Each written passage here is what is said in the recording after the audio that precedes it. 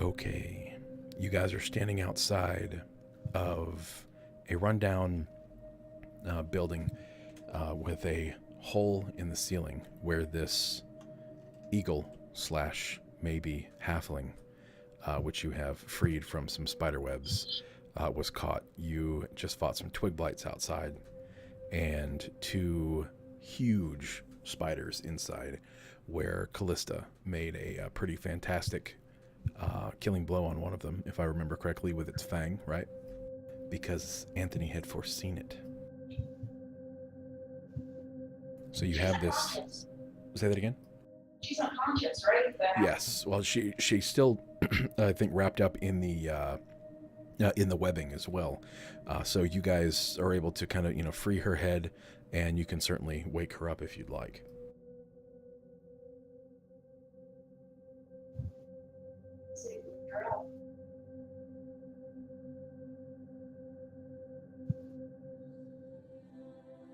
Do you agree with me?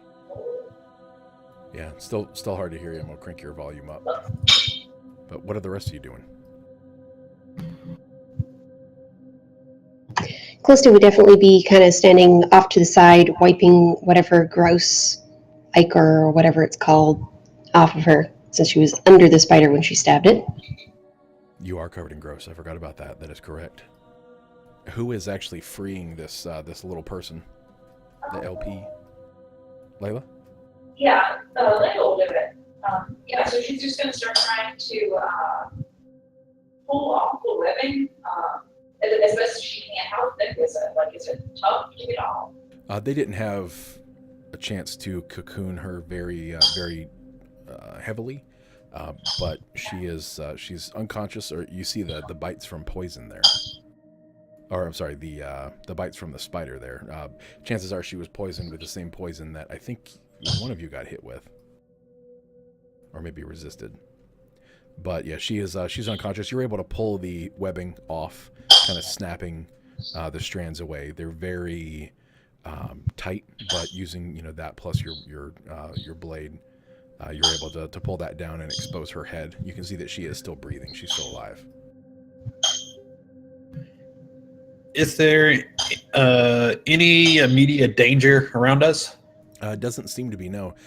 There's a couple, the corpses of some twig blights, which are basically just little scraps of wood at this point, kind of around you. Sarbin might be singing a little ditty about it. We don't know, because he's not here yet. But at the moment, no. You do know that the dragon entered the tower north of you when it was fighting that eagle, and it retreated. So you don't see any immediate danger, but that danger certainly looms.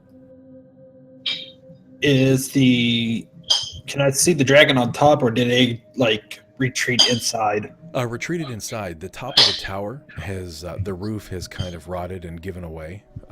Makes a large enough hole for you saw the dragon land up there and crawl down inside.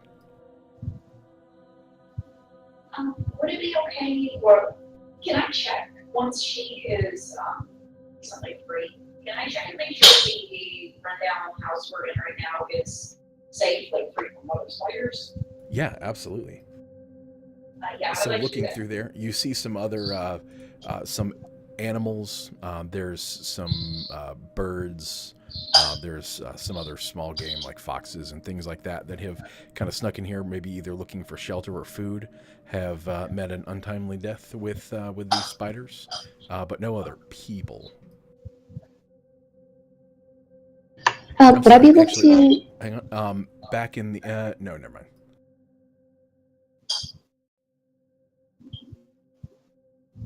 Sorry, go ahead. While Layla is concerned and kind of, looking at the halfling and kind of looking around, making sure there's no other victims, can I try to quickly search the halfling's body? I'm thinking that if she's been living here for quite some time, she might have some kind of herbs or maybe even a fortunate antivenom potion or something that we could sort of get her to swallow that might bring her around. Absolutely. So as you guys free her from the remaining webs, you see that she does have like an herbalist pouch at her waist. as well as she's got kind of a bandolier going across the front of her chest, and there are 2 potions of healing in there. Would I be able to assume that a potion of healing might help her, or does she look like she's got, venom coursing through her veins and we're going to need something else? The potion of healing would probably restore her consciousness, but wouldn't do anything to affect the poison. The herbalist kit might help there, though.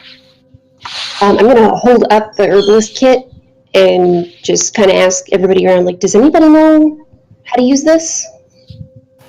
Can I take a nature check to see if there's any like herbs outside that I would be able to see that would counteract venom? Sure. Yeah, go right ahead. Layla's looking at Anthony because of all the people he might know. You look around, and there are some. Are you trained in medicine versus nature? Neither. Neither. There are lots of plants around here. I don't know that you would, without medicine or nature, know necessarily like what to actually use them for. Is anyone trained in any medicine or nature? Let me look at my sheet real quick. And then, of course, you've got whatever is in that herbalist pouch on her that was on her body. No to either, so not me. Yeah, I'm not either. Well, Callista is more of a city person, but since everyone's kind of shrugging and looking around at everybody else, she's going to pick a couple of the different herbs that are in there and just kind of like grab some water from her water skin, sort of mash it up in her hands and put it on the halfling's tongue and be like, we got to do something. So you're just going to shove whatever's in that pouch in her mouth? Well, I'm going to wet it first so she doesn't completely choke. It's not like a cinnamon challenge or anything. All right, yeah, so you kind of mash these things up and swish them around in the water skin a little bit. Are you going to, are you just throwing them in there to prepare it? Is that it? She's going to basically like take sort of a small handful of it, pour a little bit of water onto the leaves that are in her hand and sort of crush them up and mix them around, and then spread them on the halfling's tongue. All right, cool. So you take these little leaves and you stick them in her mouth, and when you open her mouth, she makes kind of a noise indicating that she's not dead. And you kind of move her mouth around a little bit, and she, after a couple minutes, starts to kind of, is almost like a sucking sound coming from her mouth. Did you want to administer one of the health potions as well? Yes. All right. Go ahead. I'm sure it tastes better than the herbs I just stuck in her mouth. Maybe she'll swallow that. Go ahead and roll me the, was it 2d4 plus 2 for healing?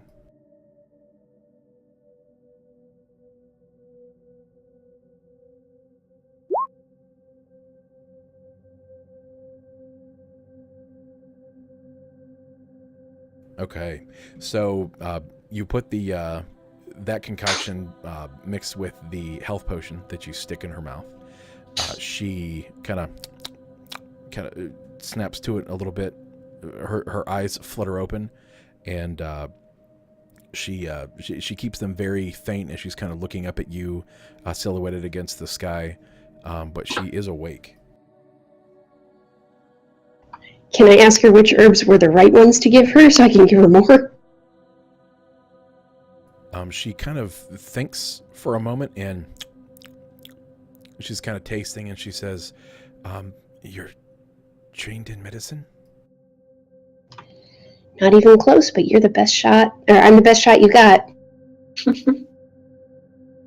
Well, that concoction could have killed me, but it tastes right. You didn't use any of the black leaf that was in there, did you?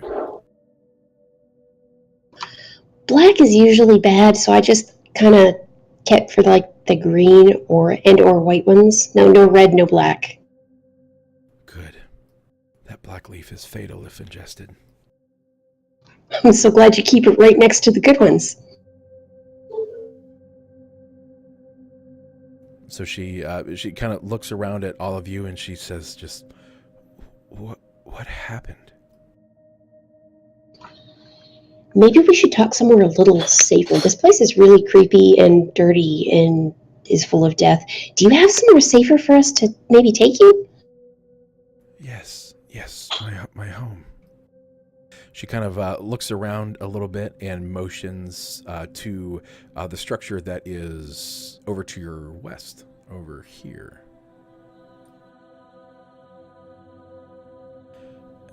If you could help me there, my family should be able to aid us. They'll be worried about me. And that was this house over here? Yep. Okay, cool. I didn't see the ping at first. Is everybody okay with that? Can we? I assume she's probably not very heavy. Maybe one or two of us should be able She's to like 20 pounds pick her up. tops. Yeah. 20 pounds, I can do 20 pounds.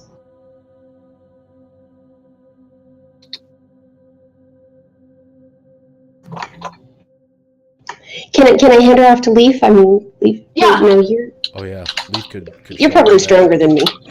I got muscles. No problem. Got them muscles.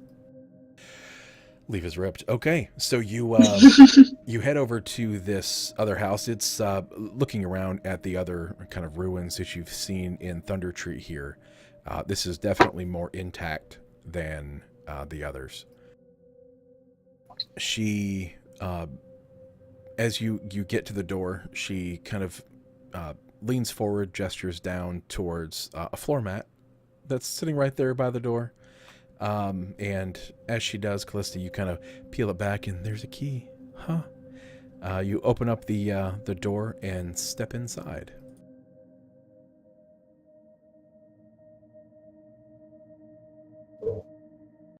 Is there anybody else in there? Walk in.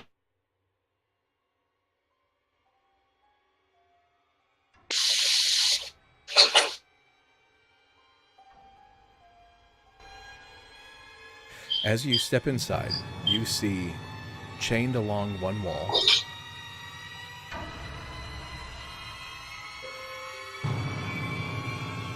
are 3 burned corpses, and they notice you as you come in, and they kind of pull against their bonds and reach out for you. Is this real? Like, And They're the little Bond. halfling, yep, looks at them and says, "Mother, Father, I'm safe." what?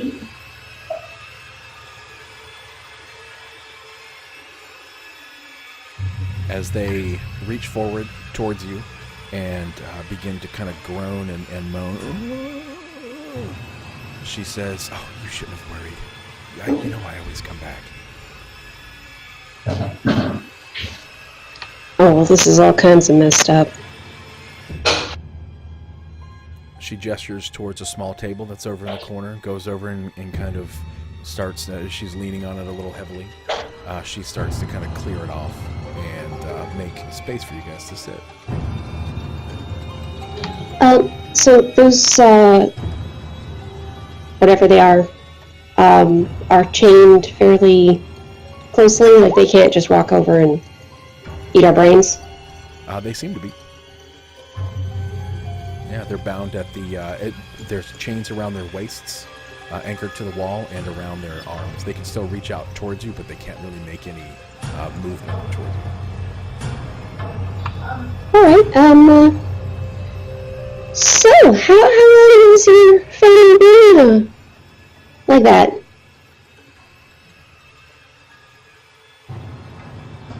Like what?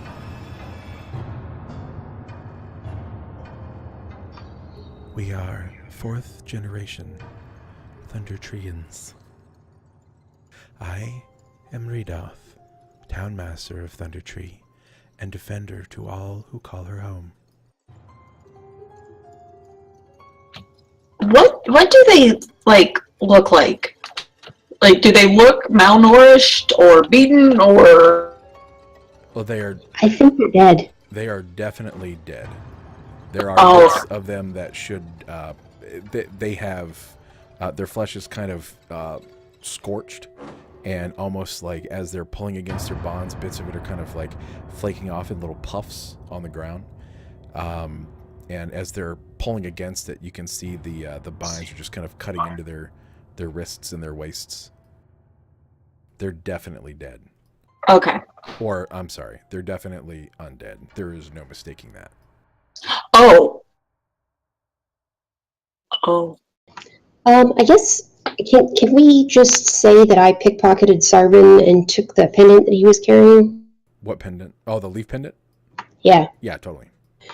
I wanted to kind of pull that out and show her that briefly and just say, we spoke to Colleen. She's really concerned about you and wants to make sure you're all right. Oh, my sister's pendant. Mother gave it to her when she was a little girl. Mother, look. And she takes the pendant from you and turns and shows it to the, looks like the center zombie that kind of reaches out. Oh, you want the pendant back? It always looked at home on your neck. And she kind of, she falters a little bit and hands it back to you, Callista. Could you hand this to my mother, please? So, Oh, well, Colleen really, she wasn't really letting me borrow it. She was really insistent on having that piece of her mother back after we visited you. Why did Colleen send you here?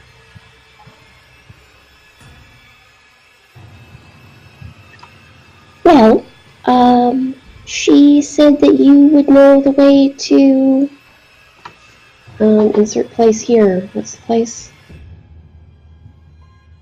Castle in the area, maybe?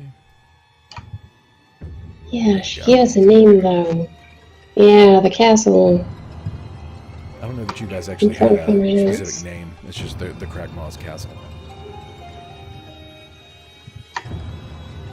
Yes, the Cragmaw's castle. That sounds right. Cragmaw, the Goblin tribe.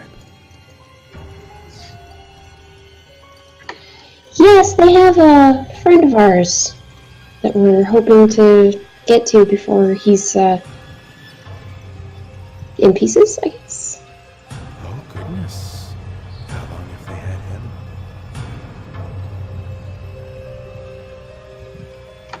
Too long. Aye, your friend is probably already dead. But yes, of course I can. Surely, if Killeen sent you, you must be a friend. I would be happy to direct you to their castle. Maybe you could help me with something. would that have something to, What was that? I missed that. would that have something to do with the dragon? That's what I was saying. Oh, indeed, yes. You've met our new nuisance, have you? Up close and personal. I can't hear you. I'm sorry. Well, She said up close and personally. Oh, okay.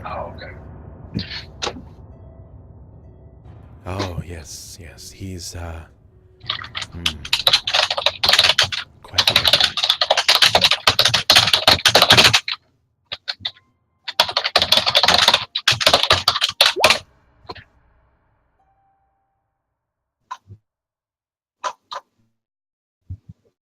If you could rid our fair town of this nuisance, I'm sure our citizenry would be very thankful to you. How many citizens are here in Thunder Tree? Oh, I'm afraid it's not quite as bustling as it once was. Maybe 8 families still call her home. And where are they at? All safely locked away in their homes. Now, I missed who this problem is. The dragon? Of course. He doesn't belong here. He disturbs the citizens. They complain to me about him every day. I'm getting tired of their complaints. Oh. And do you have command of them as their leader in the town? Oh, I'm an elected official. I don't have any power over them, no.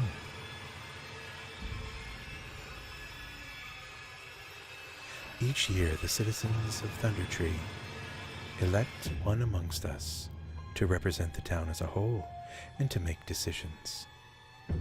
I am on my 15th year as townmaster of Thunder Tree.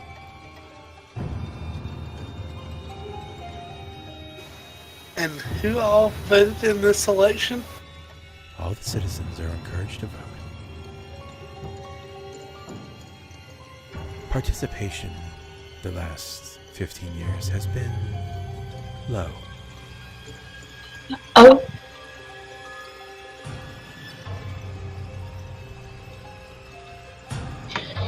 Well, you did mention that the citizens are quite angry at the dragon for being here. If they were able to, say, act on their own, would they maybe travel with us to battle him? Oh, they are not fighters. Well, that's not entirely true. The garrison. We do have a garrison or keep here that does house Thunder Tree's defenses, the soldiers. They're a little out of practice, but I'm sure they would aid you against this dragon. I have tried to engage him myself, but she kind of gestures down to her body at some of the cuts and things like that.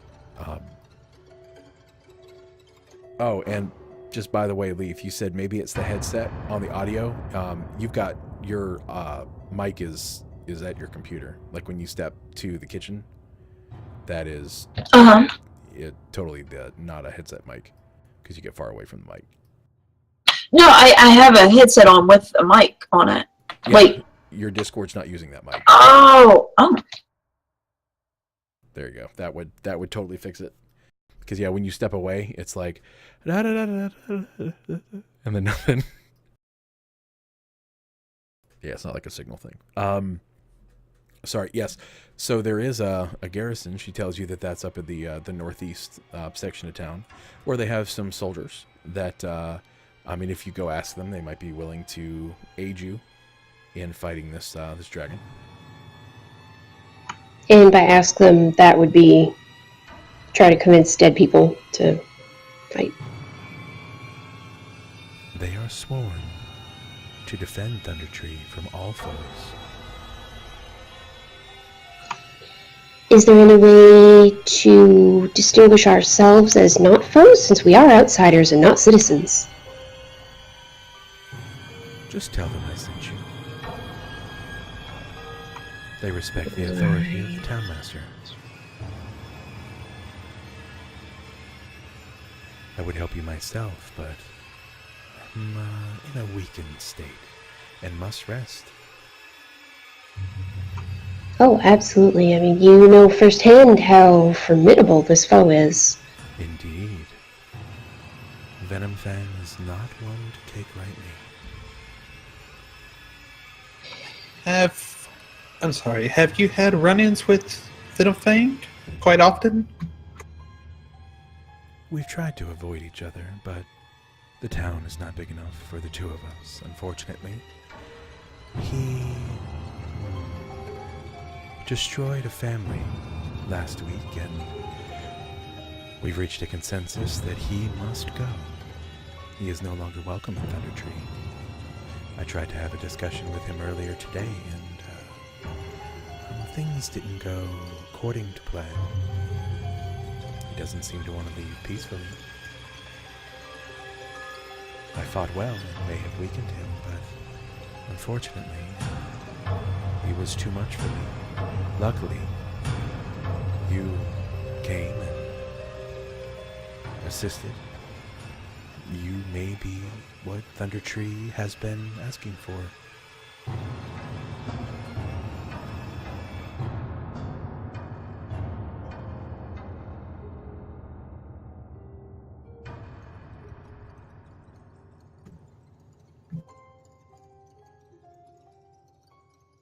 I bid you go speak with the garrison.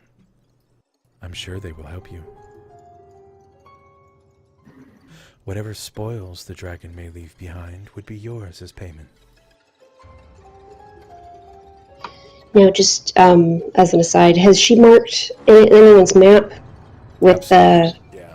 Whoever has the map that y'all have been using, she has marked the location of Cragmaw Castle, which will actually pop up there for you. Bet you can't tell. Can anyone guess where it is for a 5 experience bonus? That would be wrong. One of the black spots. There we go. Cragmaw Castle. It's in Neverwinter Wood. She says that it's located in the midst of an area called the Screaming Mire. Oh, sounds lovely. Quite pleasant.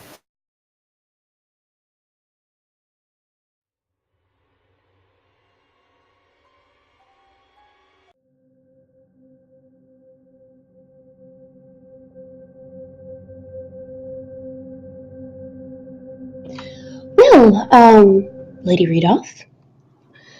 Now, we are in quite a rush to try to save our friend here, but we may be able to return with some forces to assist in vanquishing this foe of yours. Forces from where? Well, that depends on who we can interest in accompanying us. That would be very much appreciated. After the eruption of Mount Hotenau, our diplomatic relations with Neverwinter seem to have slowed.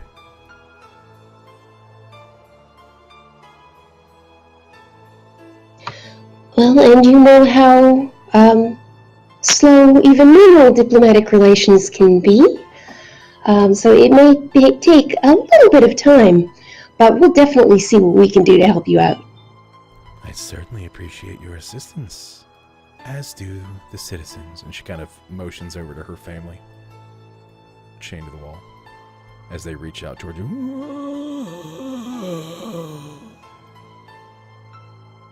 Calista just kind of glances over at them and nods a little. Well, before we take our leave, in order to pursue our current quest, so to speak, are you safe here? Is there anything else we can do for you so you may recover? I could never be in danger at my own hearth and home. Excellent. Well, then, if everyone's in agreement, we shall take our leave.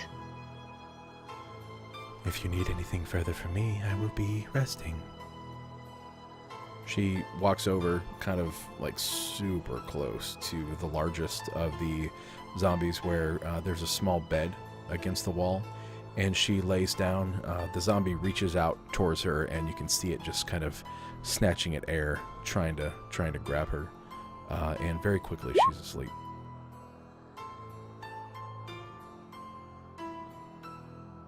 Yeah, I'm gonna take a nope out of the house as well. All right, you guys leave and shut the door behind you. She directed you to this building up here, and you've got everyone see that at the northeast section of the map? Yeah. Yep. As you emerge from her house, you see the dragon actually poke its head out of, or Venomfang, excuse me, poke its head out of the roof and kind of look around, kind of surveys the area, climbs the rest of the way out, leaps from the tower, and takes flight and flies off. Did he see us? Did not appear to, no. I will be right back in like 30 seconds. I've got to check on that lasagna again. I want bourbon. BRB. Okay.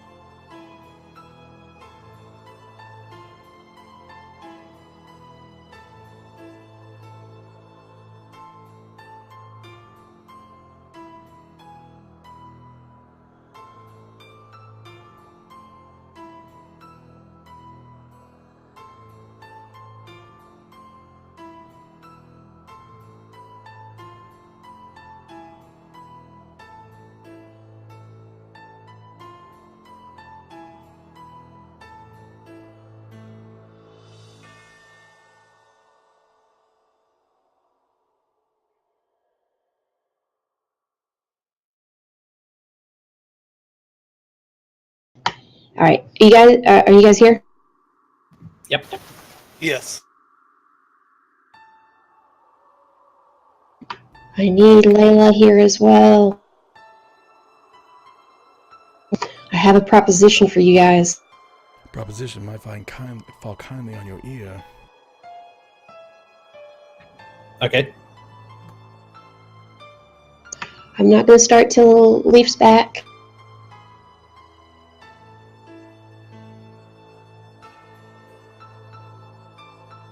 Oh, okay. While, oh, she's here. Swapping hits, okay. Let's do, real quick, we're gonna do, Exparance. I think that's everybody that's here did a RP post since the last session. So everyone give yourselves 100 experience for those.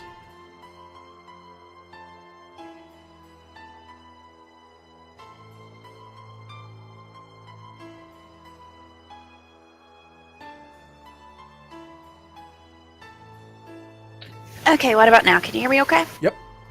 Loud and clear. And I don't know if you caught that 100 experience for your RP post. Thank you. All right. And Callista has a proposition. Yes, so as Callista sees the dragon fly off, she looks very longingly at that tower because she knows that her bracelet is in there somewhere. But she's not stupid, so she's not going to go sneaking in there. Instead, she will look around at the rest of the party and offer you guys a proposition. So, don't take this the wrong way, guys, but we need to get out of here. I know you guys are all about, like, the storming the castle and everything, but this is not the right castle to storm right now, in case you were thinking that. I have an idea.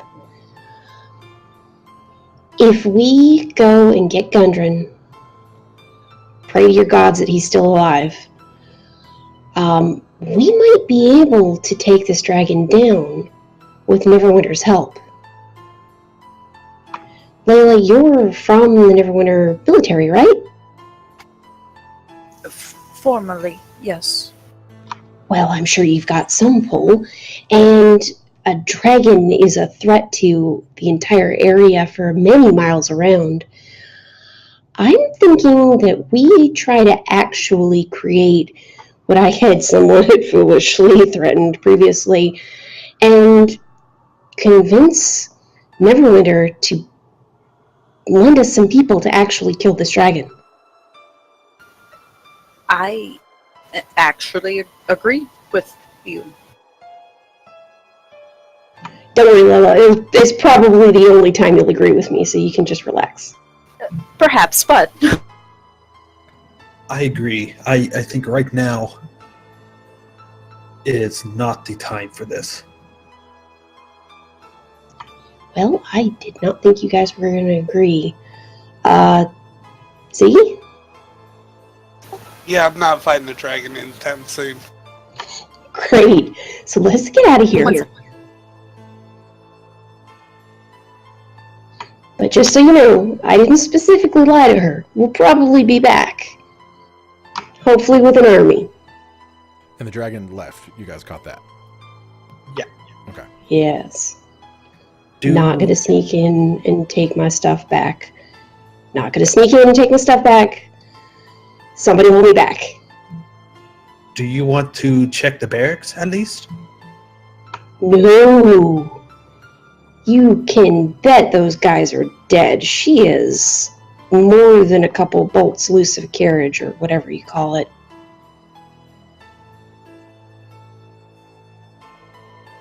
If anything, even if they are somehow spirit-bound to protect the town, they'd be more useful once we are ready to attack. And if they're dead, they're not going to get any deader while we go off to get everything ready. That is true. What does Z think about that? Leaving undead here.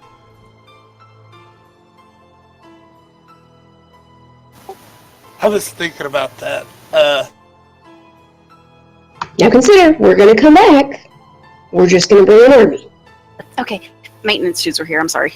You're good. I don't know what was discussed while I was off in my own little world, but it's also very concerning that the townspeople are like this. So that might be something that needs to be taken care of. Right. And I'm not saying that we completely never come back here, as much as I might like to, believe me. But right now, we need to get Gundren before he becomes like them, or worse, just dead and eaten. No, I agree. I do agree. You have my word, for what it's worth, that I intend to come back here.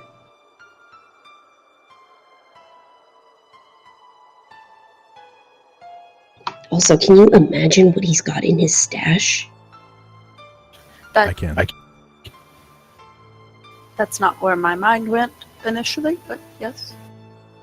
Well, you can have his head as a trophy or something. I will have my pick of the gold. And no dragon there to defend it. Yeah, I know. I already said, hold me back. I'm not doing it. I'm not stupid. We need to go before I go crawl into that tower and try to get some stuff. I mean, he could be weakened right now. That's what Anthony, she said. stop. Yeah, I mean, you saw him with an arrow sticking out of his eye, and he didn't really seem to be all that dissuaded. I don't think that a big golden flashy eagle did enough to really stop him. We need, like, lancers and knights and maybe a cleric. I'm willing to pray to the god for a day if they're going to keep me healed.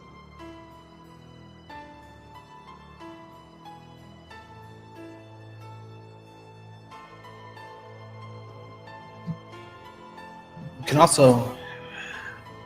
Maybe we get some spellcasters also, if we need to. Absolutely. I mean, you are from just a little further. Is it north or is it west of? North. Up the North. main Oh, road. excellent. A couple Maybe you days, could though. talk to. Yeah. Maybe Oriana could send us a couple extra casters. You guys can do some kind of castery chain or whatever you do, and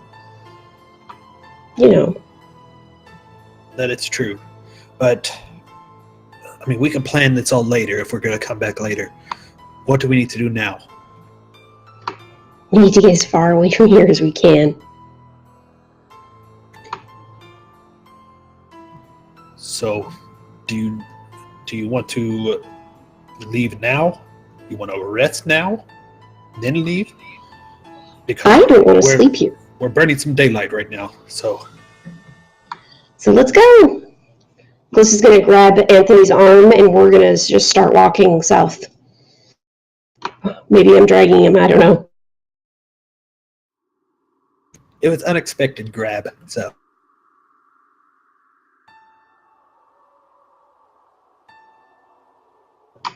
Z, are you okay? Yeah, we need to get out of here, like, now. Before I do something stupid. Please don't.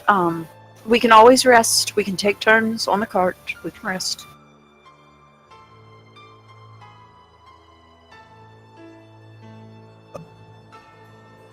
how long should it take us to the castle?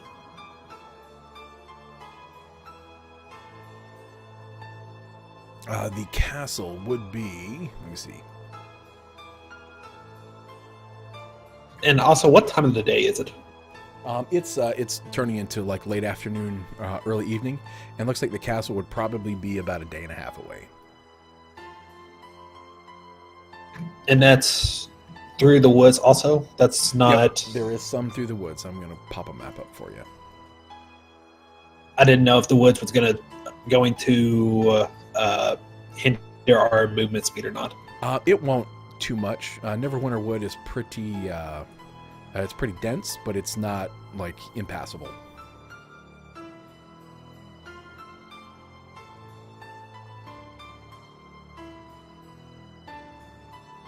So is that what we want to do? Or do we need to go to Neverwinter first? I say let's take care of Gundren first. He was the whole reason we are together in the first place, so we owe him that much.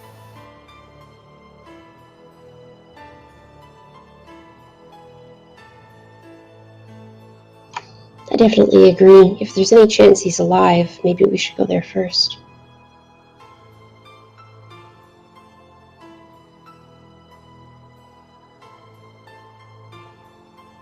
Okay.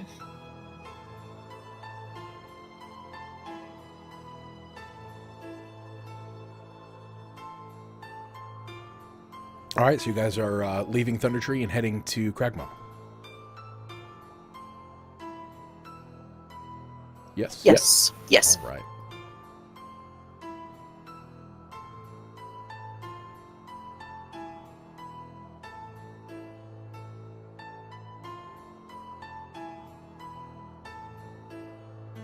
Give me just a moment. Oh, and I don't need to rest because I didn't get hit. So, if anybody else needs to.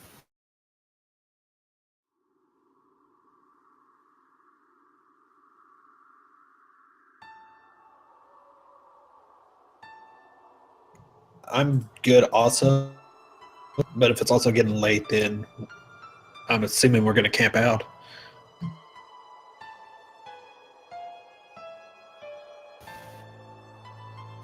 In all honesty, with Layla not resting, could she technically walk as far as she could through the night?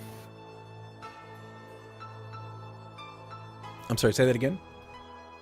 Sorry, I have food in my mouth.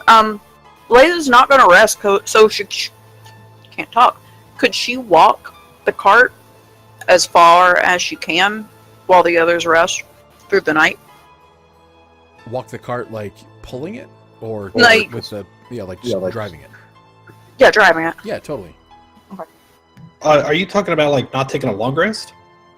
And I don't you guys need to. when you travel 25 miles a day. Each hex is 5 miles. It technically it's 24 miles a day, but whatever. We're gonna do 25. So 25 miles a day is, I think it's 8 hours of rest, 6 hours of like breaking camp and stuff, and the rest is spent actually traveling.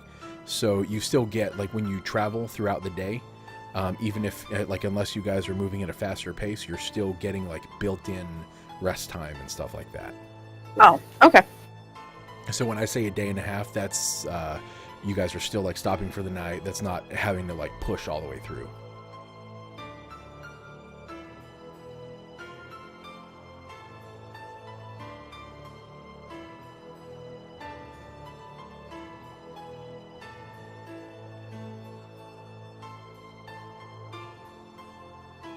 Okay.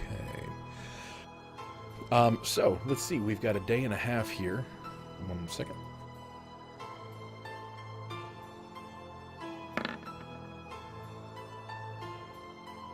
All right, everyone roll me a d20 if you would.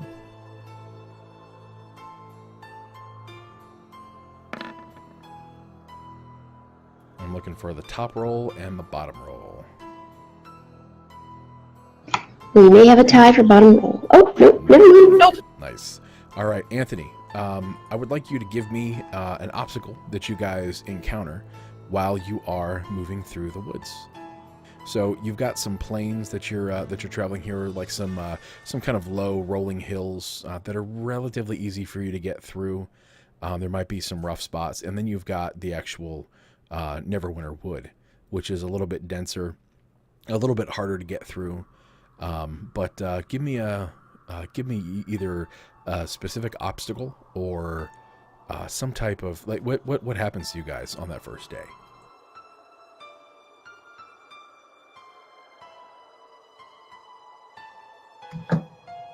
What's the weather like? It's a very good question.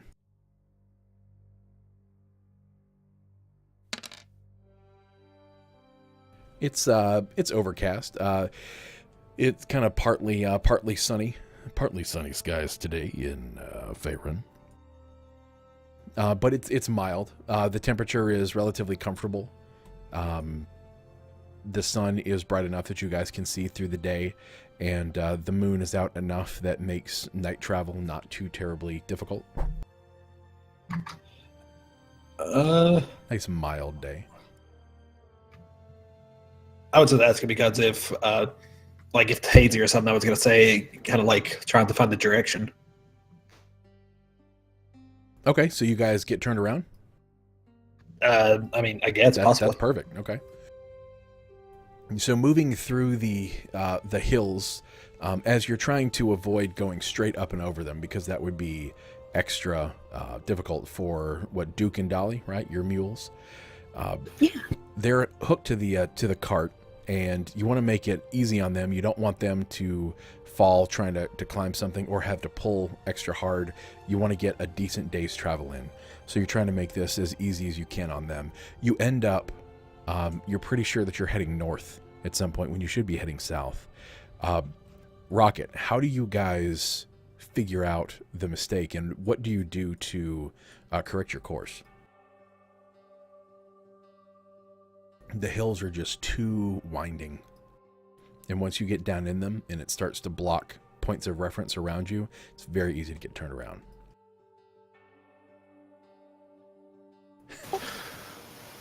It's gonna be cloudy. It's gonna rain. Yes.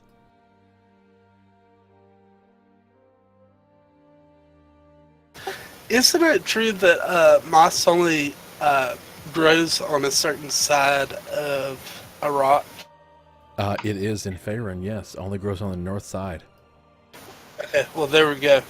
We found some rocks with some moss, and we know that is true, so we correct our course. Where did you learn that? There's not a wrong answer here, and you don't have to roll anything. I'm asking for character development.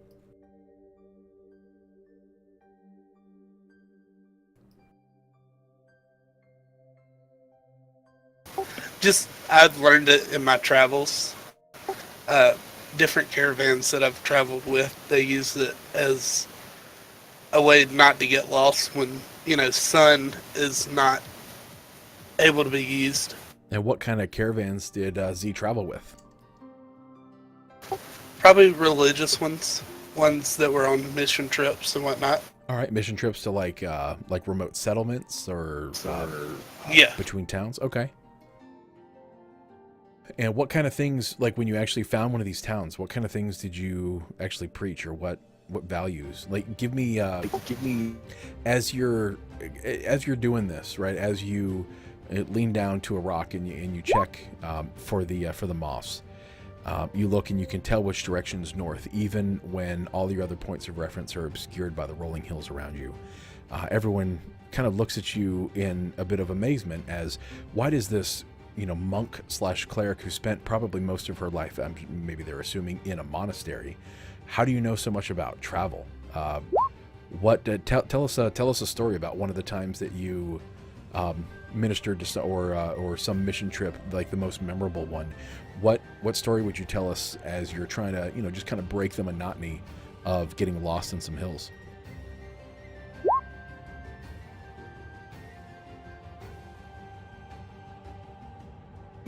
Give me my. All right.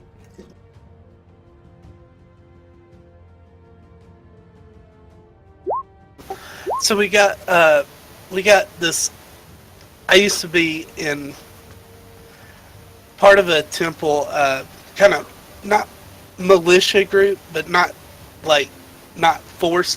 Just we helped towns in any way possible. And this one town we got called to had problems with zombies coming up, and it was super dark one day. Like, just it was raining. It was nasty, and we got lost on the way. And one of the priests that I was traveling with remembered that you can use on what side of the rock the moss grows. It always grows on the north side for whatever reason. It just does. So anyway, we get to this town, and we do find zombies, and it is overrun. I mean, overrun. Luckily, zombies obviously can't open doors, so all the people were in houses, and we were able to just banish this town of the zombies. Was able to find the source of the problem and got rid of it. But I'll always remember that trip because of the stupid moss trick that I learned. As you explain this, I'm going to keep digging. You said you found the source of the problem and eliminated it. What was the source? It was a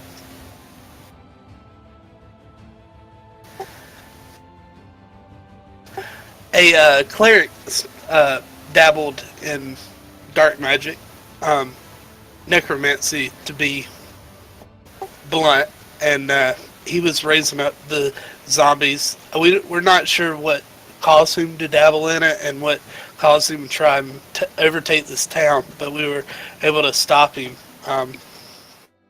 This cleric, was he part of your order, or she? No, different order.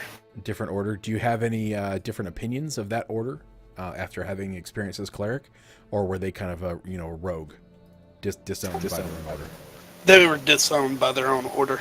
Do you remember what that order was called? No, that's kind of information I try and forget because it was nasty. Okay, all right. The Forgotten Order is now canon. Okay, cool. All right, so yeah, Z is able to guide you guys out of the hills, and you hit the woods, where you're able to have a nice, comfortable night on some very soft kind of forest floor. It's a very good night. Everyone, go ahead and take the benefits of a long rest if necessary. Can we also assume that Z told us that story while we were making camp? Yeah, Z was sharing that with everybody. That's not just for me. Z. Can I ask Z something? Yeah. Yeah. Now I know this cleric was, you say they were completely, separated from their order. They didn't happen to be wearing, like, all red, were they?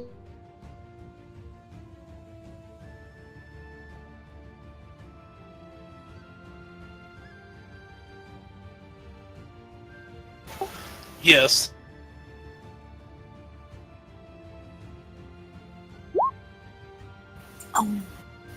Are you familiar with something like that? No, just curious. I'm not completely convinced, but okay.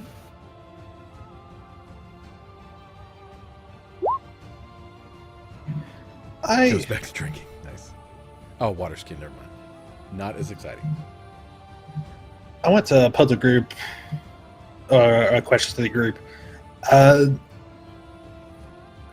Well, basically, to anybody who doesn't have a magical item, which I think it's everybody but maybe Callista.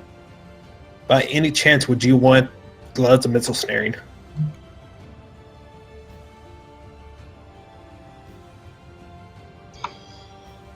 Callista is not one to turn down a magical item if it is offered to her. Callista has a +1 dagger, just FYI. Shush! Okay. Sorry. Separate your character and player knowledge there, folks.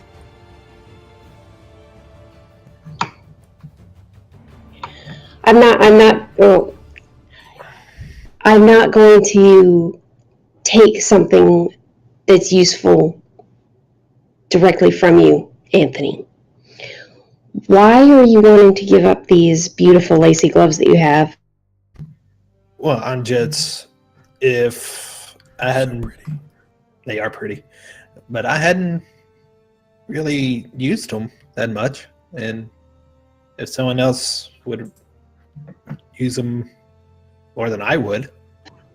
And you don't think that someone's maybe going to shoot an arrow at you sometime? It's possible, I guess. I don't know. Don't you like to, or at least shouldn't you, stand back a little bit when you're doing your crazy incantation?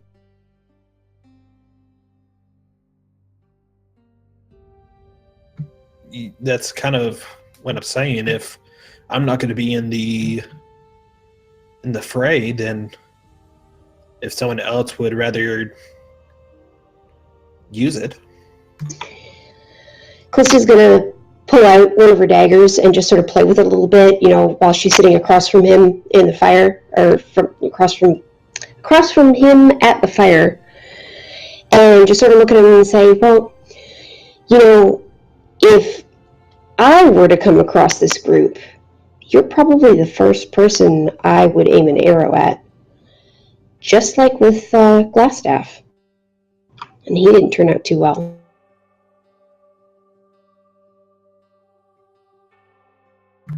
Okay, I'll keep it. I would just pose it a question in case anybody wanted it. I'm not threatening you, I promise you. I just don't want to see you taken down by a simple bolt or an arrow. You need to learn how to survive. I'm She has a good tough. point. No, you're not. She has a good point. Another thing I agree with her on. So nice seeing you two come together. We're not going to Holy make a habit shit. of it. You guys hear that? Coming What from the ahead of you fuck? on the road. Yeah, what was that? Someone fell down a cliff about a mile away. Oh, there she goes. Okay, let's go check it out. I want to snuff out the fire first. Is this before or after the long rest? After the long rest, About what time? you guys have woken up. You've been traveling a little bit through the through the day, and are nearing your destination, and you start hearing screams ahead of you.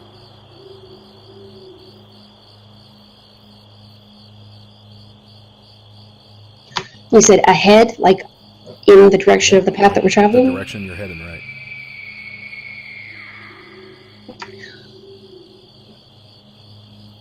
All right. I'm going to follow her lead. Yeah, I want to use a lucky and reroll that because 12 is bad. Oh my gosh, seriously?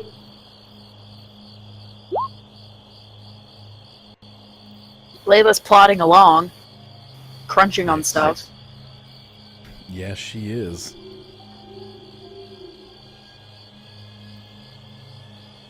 All right, so Z and Anthony, you guys kind of stealth up. You hide off to the you're hiding behind some trees as the woods kind of thicken. Callista and Layla, you are not so hidden. Everywhere you step, there seems to be a twig or rock or dry leaf or something like that that is just hindering you from staying hidden.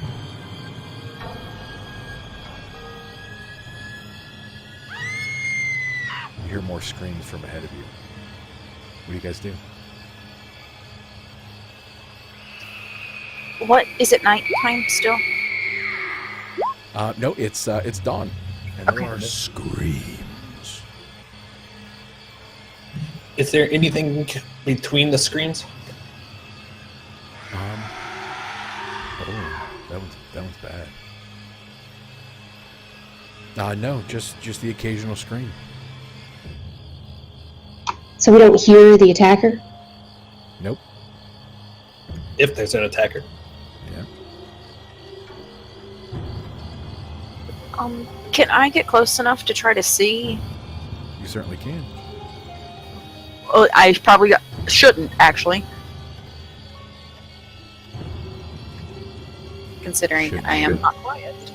You know what happened last time? Delegate that. Well, I mean, think about it. Layla's hearing screams up ahead. What would Layla do? WWLD. She would hurry along. I would probably follow her. In that case, Callista's going to grab the mules or horses or whatever and get the cart ready to continue moving.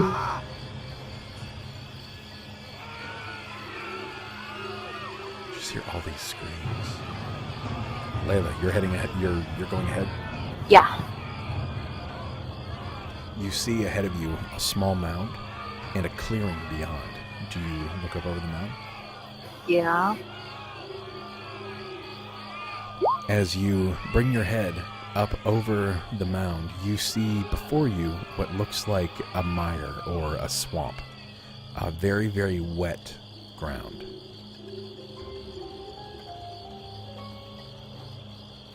Do I see people? Okay. You do not see any people. What you see confuses you maybe a little bit. You see in the midst of the mire, there is a single, maybe castle, more a ruin at this point, standing alone in the midst of this big open expanse of wet, soggy, sinking ground. From the castle, or from the ruin, you see what looks like a makeshift walkway made of old wooden planks, and on it is a cart. It's a goblin cart, and there are some goblins making their way across the mire towards the castle. As they are moving, you're hearing these screams kind of erupt from around them. But no source, right? Nope. Do I see anything in the water itself? Yeah, you look kind of off to the water. You can see some creatures, lizards, maybe some alligators, things like that, kind of sitting in the water, but nothing really stirring, nothing moving. Certainly nothing screaming. Can I tell, like, is there a point of reference that I can see that the screams seem to be coming from? It seems that the screams are actually traveling with the cart. The cart itself, is it open, like, How's it constructed? It is. Are there is open. walls? Okay. There is a large lizard pulling it. There is a goblin in the jump seat. There are 2 more in the back, and they just have some barrels and things like that in there. You can see the cart. It's not like a prisoner transportation or anything like that. You can see the cart is completely open, and these screams are just erupting from all around it. Isn't this the mire that was mentioned? Can Callista like grab a rock and throw it at the mire and see if it like squeals or something? Yeah. So Callista grabs a rock and throws it down into the water, and she hears.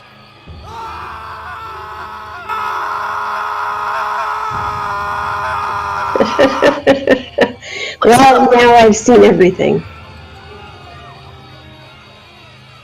And as the wagon approaches the castle, the doors open, the wagon disappears inside, and the screaming stops.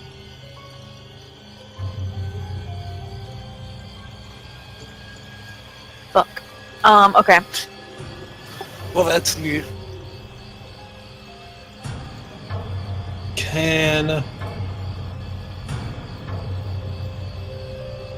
want to ask the group, are we going to be here for a few minutes?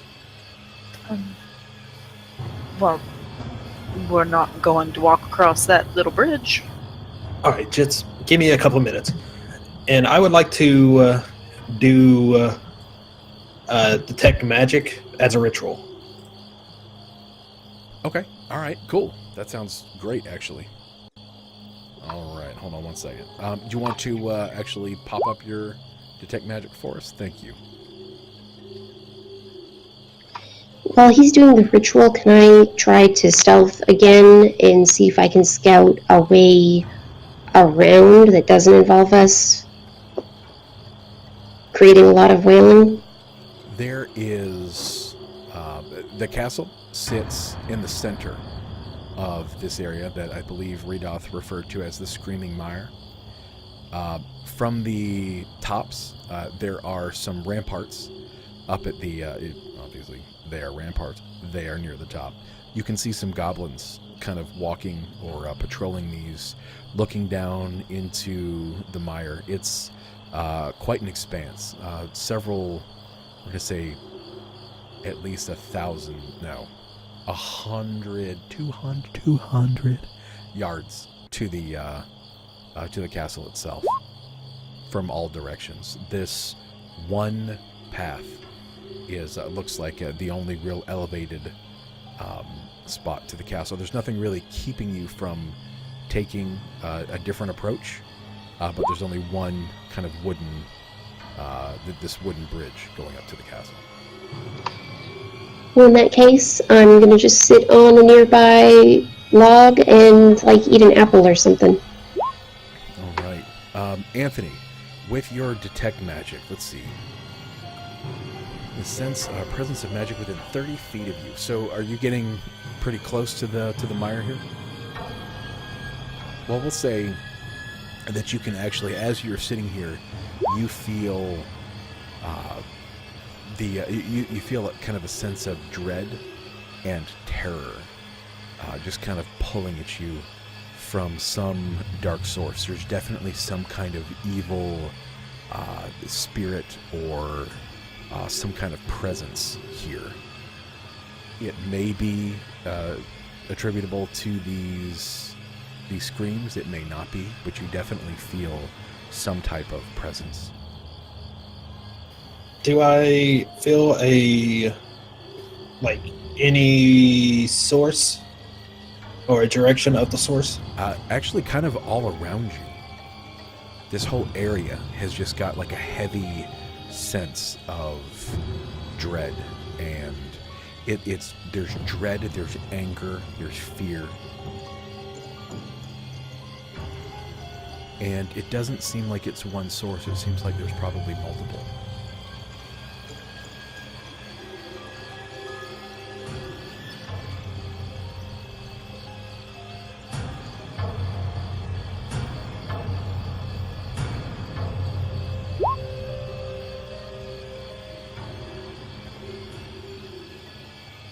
An alligator moves in the distance.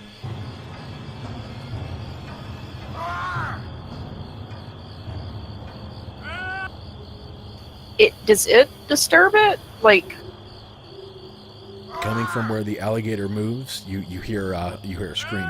okay. I think that alligator name is Wilhelm. Yeah.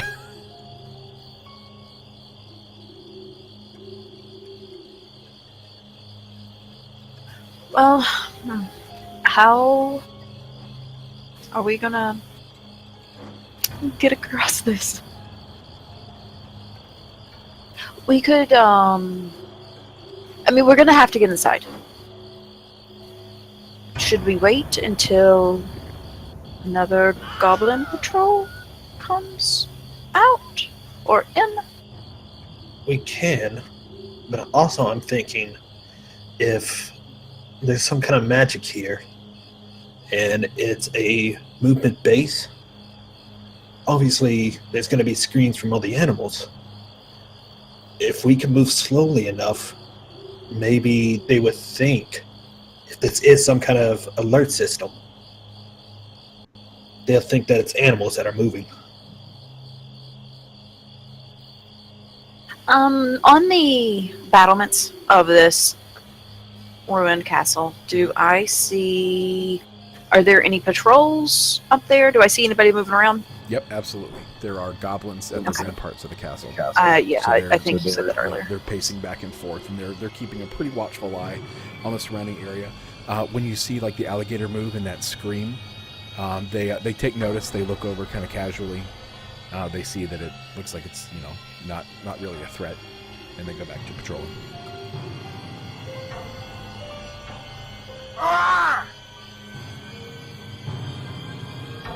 This is kind of meta. Drew, do you know invisibility? No, I do not. Okay. I actually think that's maybe a third level.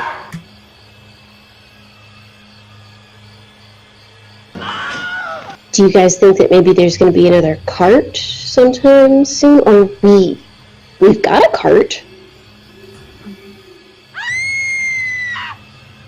We've got a cart and red cloaks that can obscure us.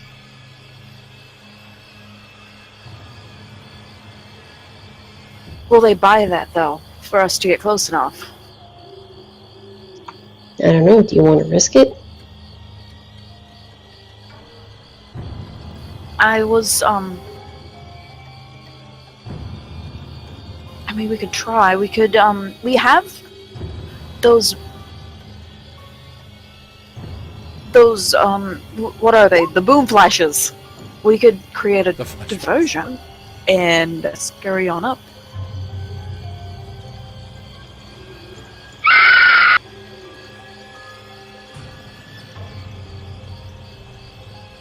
How far is the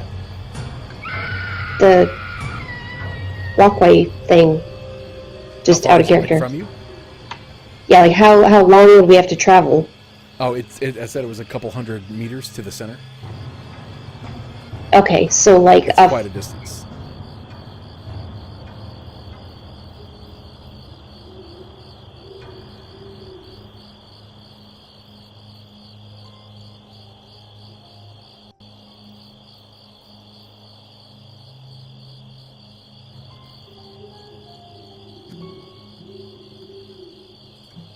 By any chance, this is absolutely stupid question, but by any chance, whenever they threw Callista through the rock, did the screams happen whenever it hit and then bounced back up and then hit again, or did it do the screams whenever it rode also? Oh, you should throw another one. Now I'm not sure to throw another one. The DM wants me to throw one.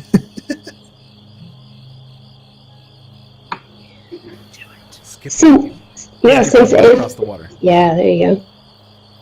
Yeah, I wanna try to do that. All right. So as you take you find the flattest stone you can, and you just throw it across the water and try to kind of skip it.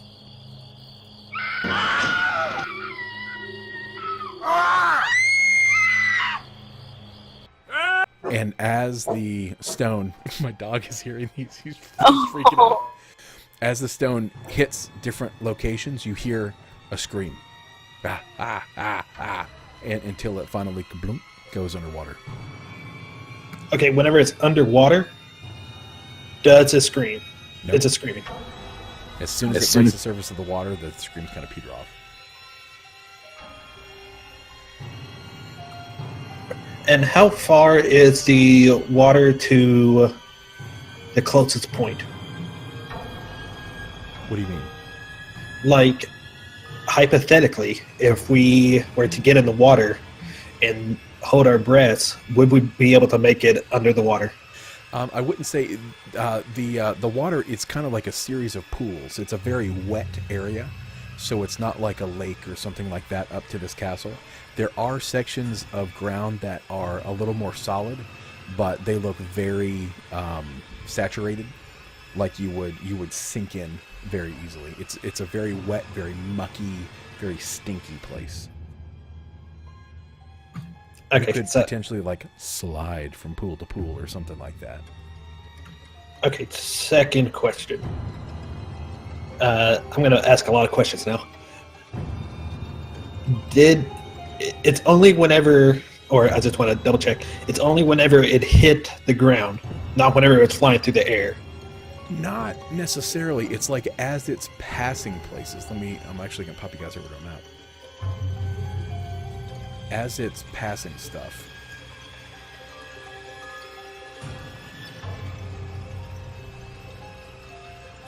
What's the blue points? Those are the... Nothing. As it's passing, like as you're skipping a stone. Let's see, where's my ruler? Like as you're skipping it, it would make a scream. Another one. Another one. Like they travel with the stone.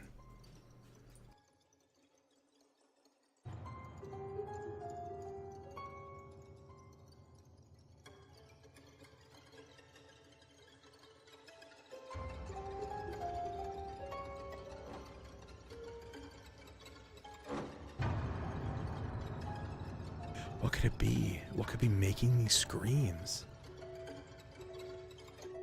I don't know. We're trying to figure out. I don't have identify prepared. Well, we checked with magic. Yeah, we did detect magic, but that's I don't think that identifies where it is. Identify with it. Can I shoot an arrow over the top of the mire? Yeah, absolutely. You just want to like shoot it up in the air, like kind of arc it.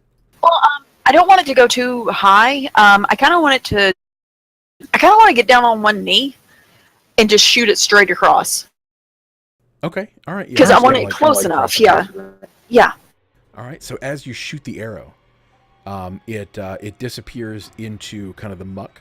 But as it passes by, you hear a series of screams as it's like rushing past, hits into the muck and vanishes. And the goblins take note of this very rapid acceleration of screams and look kind of down into the mire in that direction. They can't see you from where you are, but they definitely, that didn't sound normal to them, it seems. Okay, so it doesn't necessarily have to touch the mire itself.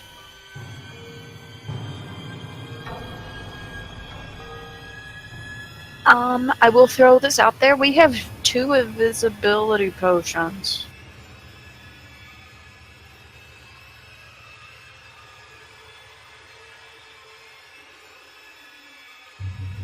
But I wonder if that works.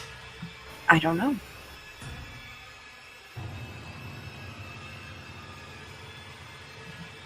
I say we're not getting anywhere right now. We could wait and see if a patrol comes or goes.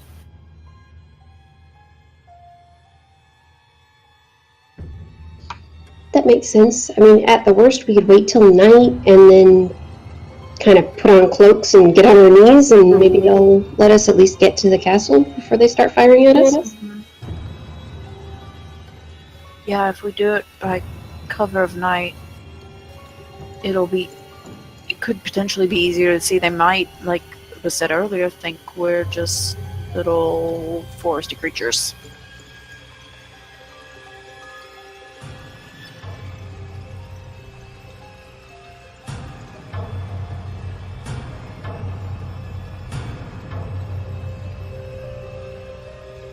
Something just occurred to me.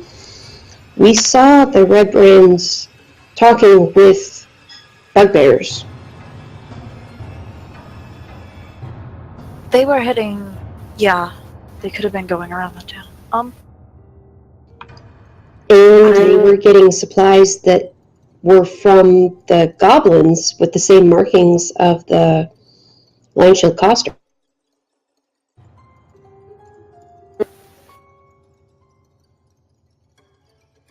So, like, if they're working with the goblins, then maybe they would welcome the red cloaks of the Red Brands. Why am I agreeing with you so much tonight?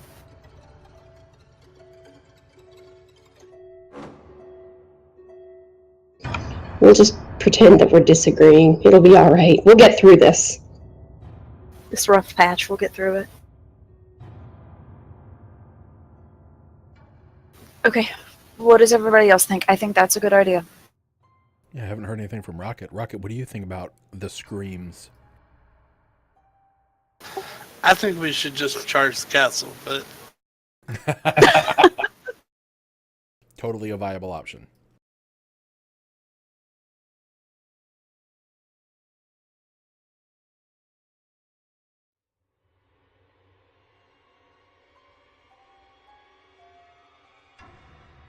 All right, so I've heard charge the castle, which I support totally.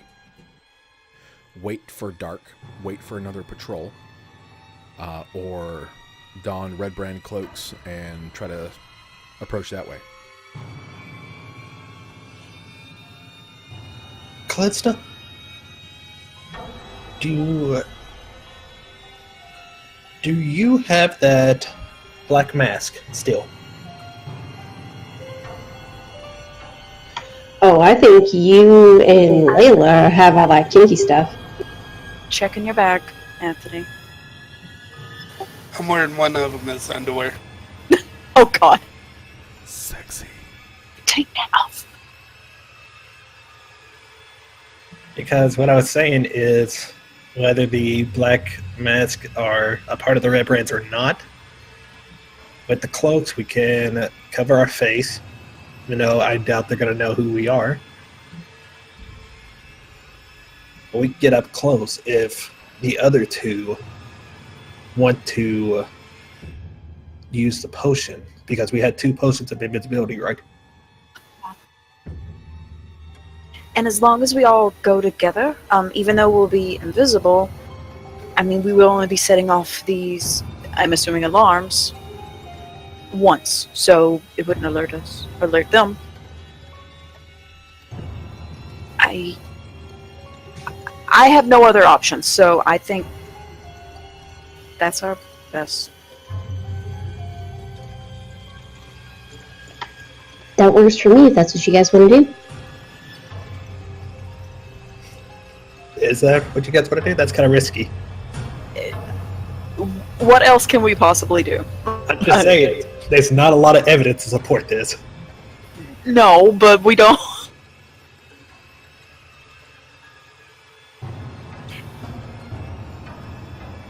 Let's just do it. I said let's do it. I think all 4 of those were very good ideas. We can roll with any of them. So which one are we doing? Cloak some people up, cloak 2 up, invis 2. All right. Is Sarvin here? Is Sarvin here? Like, No. We're gonna hand wave Sarvin out for just a moment. okay. He's watching the cart. And Yeah, he's Duke and making Dolly. sure Duke and Dolly are fine. Unless you guys are actually taking Duke and Dolly. Oh, that's a good point.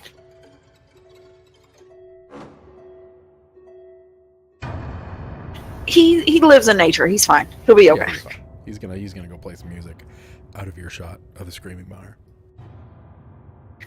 I say let's. Callista's a smooth talker,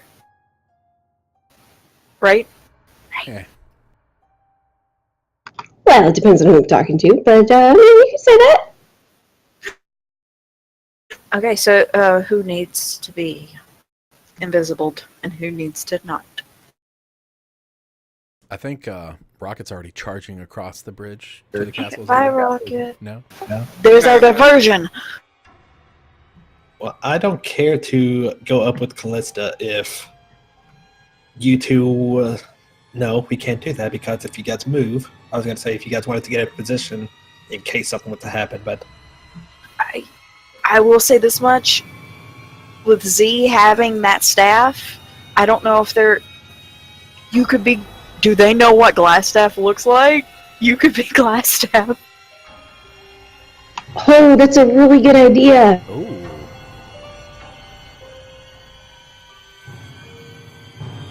there's a problem with Z being Glassstaff, though. Not a wizard. Not a male. Not a male. And I have a disguise kit. We can do that. Oh, Maybe I could make up Z unless Z wants to give the staff temporarily to Anthony, and he can play Glassstaff. I'm not letting go of the staff.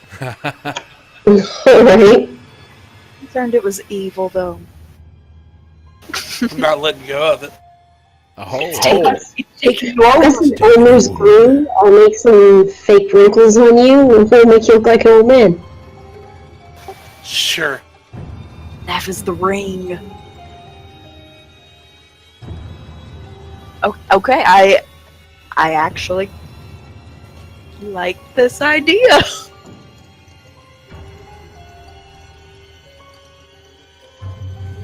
Yeah, so Am I able to use a disguise kit on someone else?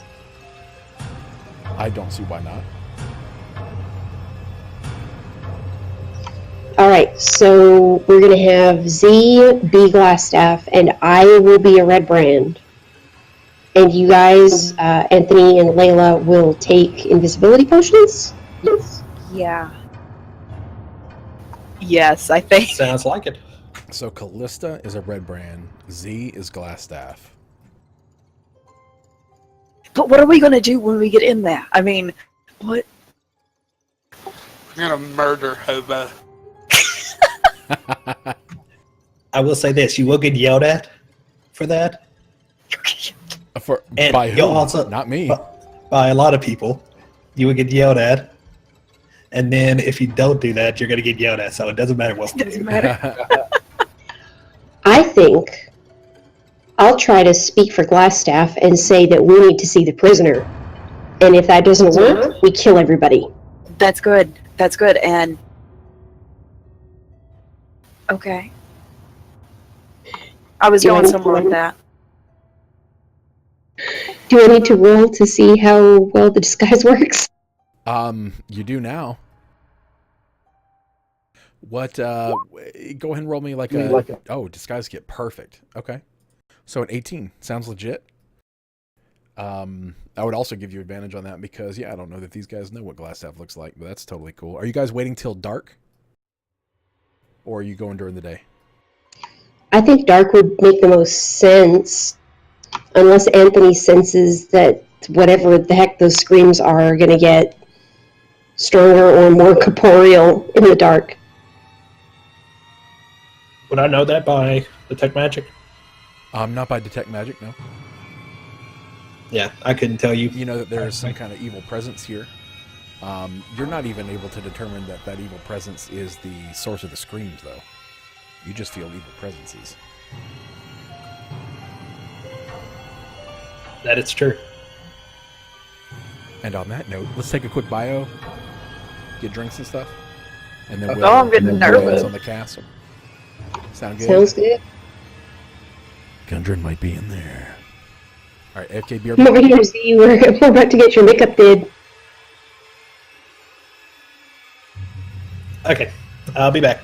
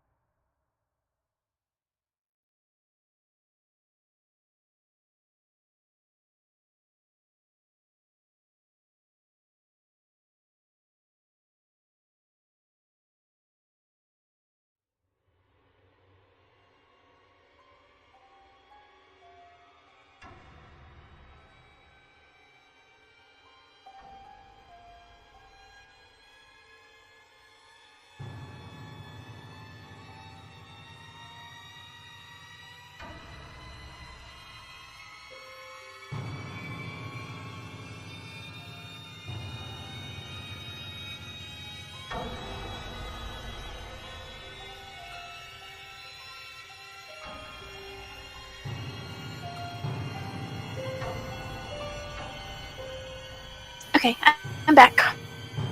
Hey, hey.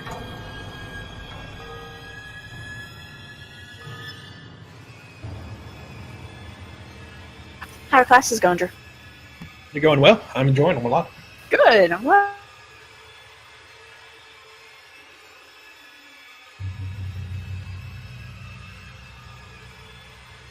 Overslept one of the classes today, but hey. Hey! Did you at least show up? No. Okay. It's a 7:30 to 9:15 class, and I woke up at 8:50, and I was like, okay, no point. Okay. Yeah. No, but tomorrow I don't have a class till 12. That's good. Yeah. Awesome.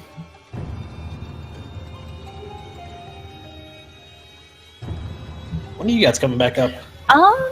I was actually just thinking about that. I'm not sure. I kind of want to come up this coming weekend, but John wouldn't be able to. It would just be me. Yeah.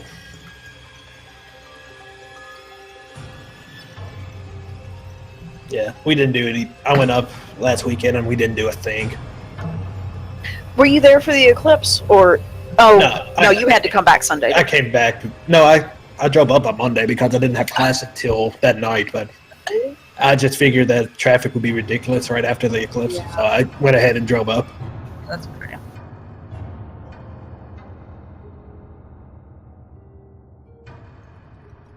When are you going home next weekend, or are you? I'm not sure. Well, let me know what weekend you do, because I might just come up whenever you do. All right. Yeah, and if you feel like coming up one weekend, let me know. Okay. That way I could just come up.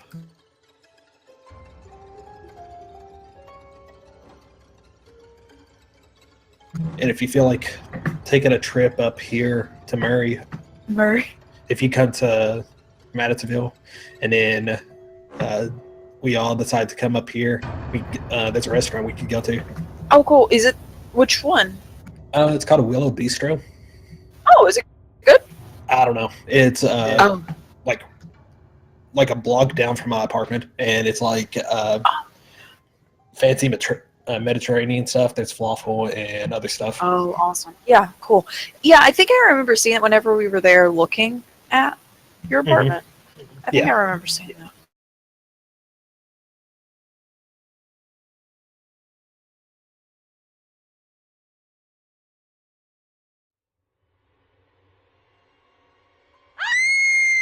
Shit. Oh my god, what the hell was that? A frog hops into a pool of water. It's okay, it's just a frog.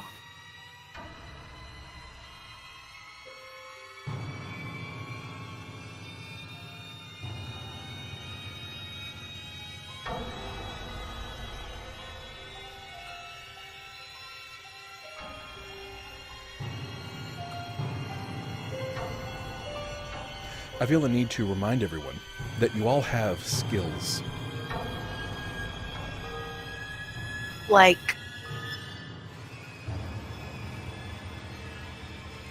just all of your skills. When you're trying to determine something, like mechanically, D&D works with like DCs and stuff like that, right? Like difficulty checks. So rolling a skill is a good way to get information, investigation, nature, perception, stuff like that. That's one thing that I've noticed is that you guys are asking questions, but no one is actually using the skills that their character has. There's some good narrative to it, but no one's actually like mechanically using their stuff to see what kind of information they might be able to get. I would like to acrobatics across.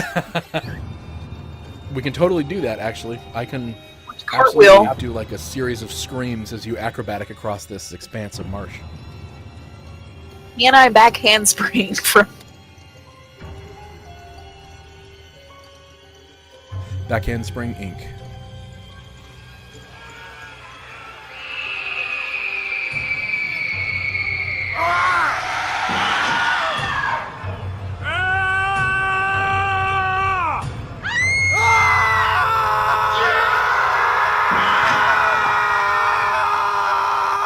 Here I go. I'm going, guys.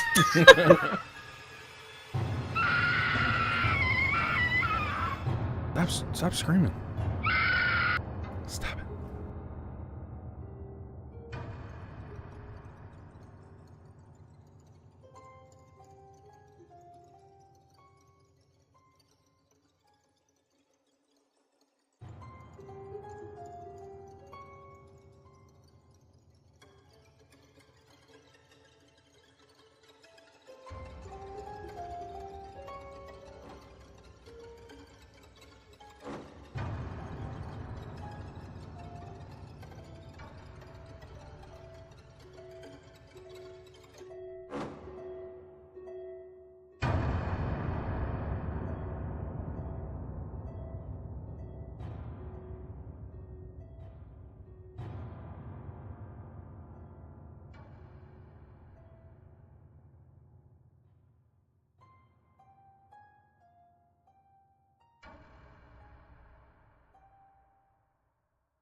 All right.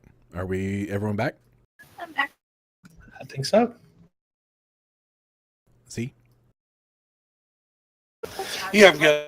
Nice. Okay. So we're doing the Zia's disguised as Glassstaff, Callista's Red Brand, Anthony and Layla are invisible. Yes. Chuckle up. And And- time of day. You guys are doing this during the day, or did you wait till nightfall? Night, right? I agree.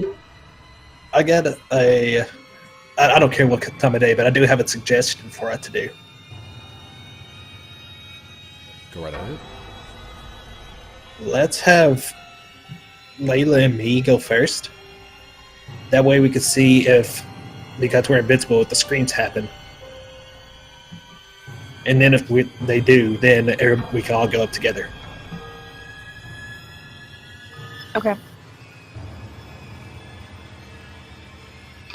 How do I know that I'm not going to run you over with the cart? Are we using the cart? I didn't think we were. Okay, that's fine. Yeah, we can walk up. All right. So waiting for dark. Is everyone seeing this, the bridge map right now? Yeah. It's all black. Yeah. Yeah, it should be.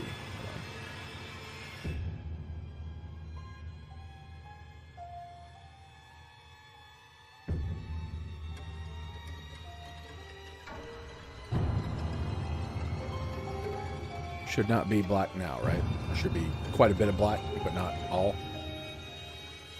Correct. So as night falls, looking out over the mire, you see some points of light start to kind of show themselves. They start very faint at twilight. It's a little hard to see them. But as the sun kind of disappears over the canopy and the mire is plunged into the darkness of night, they become very obvious and impossible to ignore. Little blue points of light floating across the mire. And as they float around, following them, you hear just immense amounts of screaming as they float around, passing through trees, floating above the water and the very wet ground over the bridge, just floating about, seemingly at random. What do you guys do? The castle is going to be to the east. What are the blue things? That's a great question. Can I investigate them? You certainly can. Well, investigate or... I mean, what are you investigating? I have no idea. You've... you can roll nature. I mean, they're floating points of light, arcana. Think of a skill that would get you something out of what you're looking at. You're looking at floating points of light. You can investigate them and determine, yes, they are floating points of light. But, like, tell me what you're actually doing.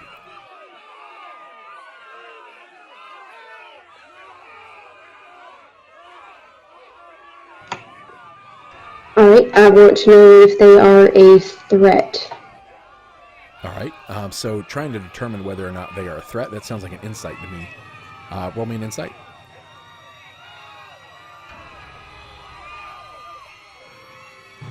A little difficult to say. You can see that the goblins are kind of watching them, but there was a goblin that was standing outside the gate of the castle. He has gone inside as the night has kind of as the night has darkened.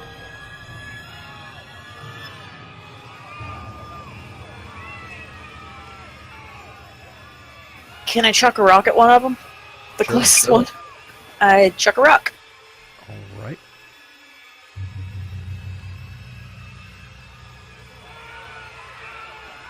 Which one do you chuck a rock at? Where's the bridge start at? Like, I know it's in Shrouded in Black, but You can't see it. No, it's right there. then that one right there All right. on the bridge. So as you chuck a rock at this one, the rock. Actually, do you want to hit it, or are you tossing the rock near it? Let me first try near it, like right there-ish. All right. So as you toss the rock, not only do you hear the screams once the they're getting louder. The thing starts to kind of float away a little bit. The rock hits the water. You can hear it sploosh. You hear the screams kind of erupt from that location, and the point of light rushes back over and begins to flit around wildly, seemingly looking for the source of the sound. Can I make an Arcana check on this? Is it magical? I mean, it's clearly Can magical. Can I help her?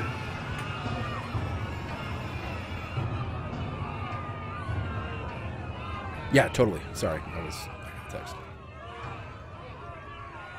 Arcana 20. Okay. These are. I'm actually going to give you a little bit more. This is kind of a Arcana /nature because these things are not necessarily natural.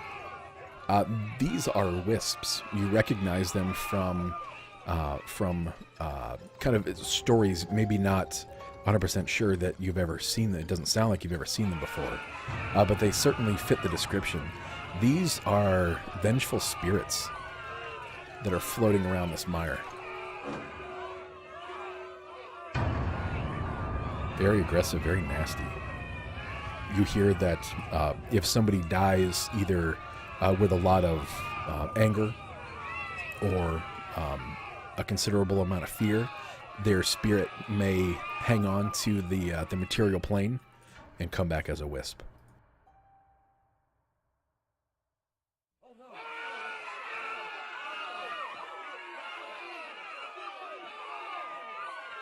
Every once in a while, one of them will just kind of blink out for a moment and then blink back in. Several feet away. Maybe we should. I mean, it didn't try to attack the rock that I threw over there. It just went to pretty much look like it's checking it out. Yeah. It was. There wasn't anything for it to necessarily attack, but it was. It darted around quite a bit trying to find the location of that sound. Would you guys mind if I walk up to one?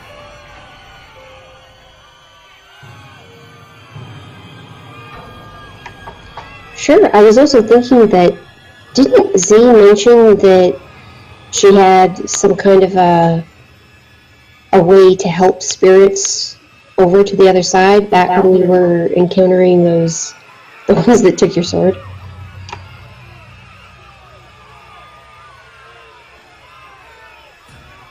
I missed some of that. Well, it really helps if I know why they're still bound here, like what happened to them. And then I can make it right, and then they'll, go on to the next point. It's the only reason that we were able to get the other three to go on. So we were able to give them their sword back. Can you talk to these ones? I mean, I can't talk to them unless they start talking to me first. Like, guess I can try.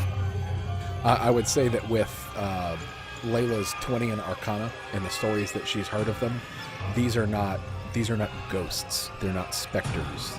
They're not looking for anything particular. They're pissed off. Maybe they're angry that whoever lived in this castle before, maybe that's... Oh, if only we knew what happened in this castle before.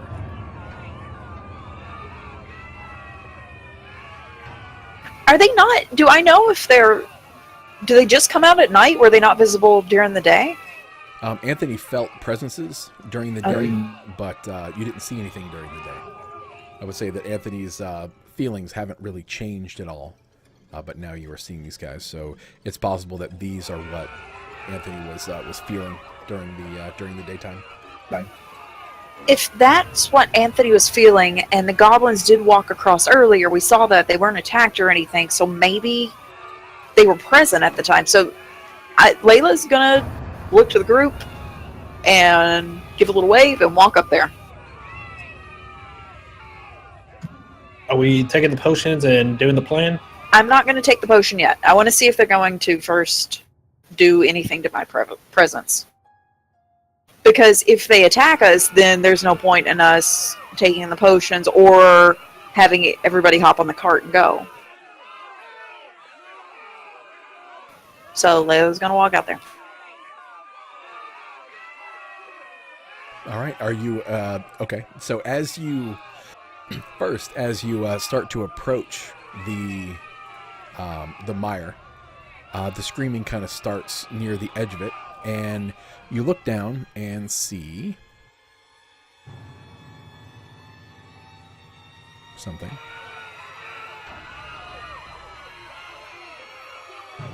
There is a small crop of mushrooms sitting near the bridge, and as you approach, they actually turn and look at you, and little mouths open up, and they start to scream. Light this place up. Anthony, blow it up. No, I'm not going to do Everyone seen that. a little mushroom? Yeah. Yeah. Just starts screaming at you. It looks grumpy. Give me a nature check, Layla.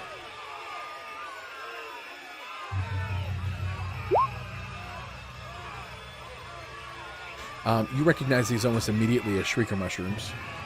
They don't attack. They're not vicious or anything. They basically, if they detect movement near them, they scream as a kind of a defense mechanism to ward off things that might be eating at them or eating them. They keep them alive. They grow in little clusters. They're not necessarily sentient or intelligent. But they detect movement and scream. It sounds just like people.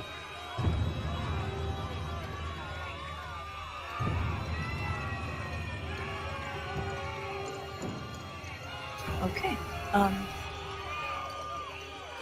How? Someone turns and looks at you and just begins to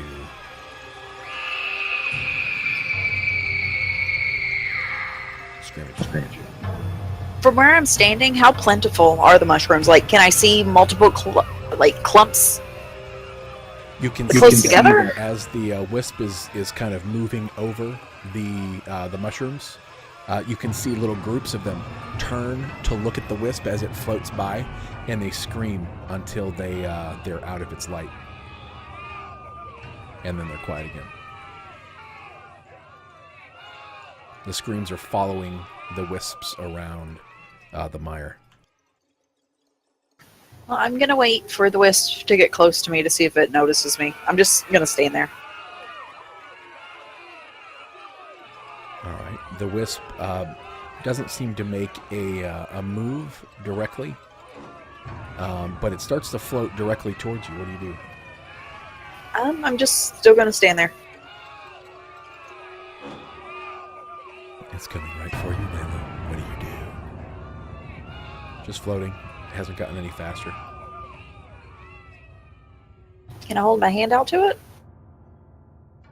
Yep, you certainly can. Okay. I just want to hold my hand out to it and see, like,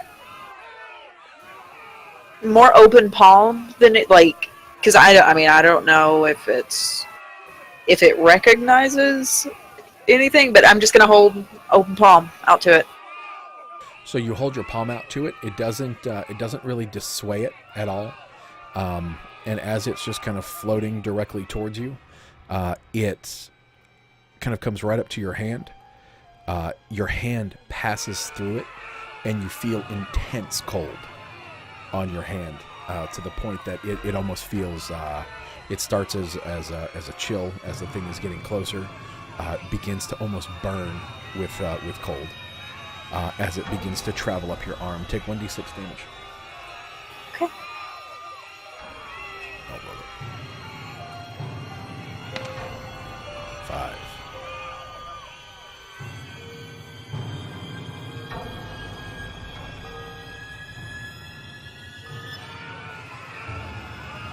And as it kind of passes through your arm, do you pull your arm away? Yeah, I do. It starts to flit about you, almost excited. It's jumping around. What do you do? Can I, just to test it, can I walk? I'm just gonna walk a little ways away. Try not to get too close to the castle, obviously, to see if it follows me. All right. As you start to step away, the screams of the mushrooms kind of follow you, and it begins to kind of follow you a little bit, and you notice the one to the north of you kind of begins to float down that direction as well. Oh God. As does the one to the southeast. Oh God. Okay. Can I take one of my ball bearings and toss it into the mire to try to draw them away? Yep. Where do you toss it? As far south as I can. Okay. Go ahead and ping it.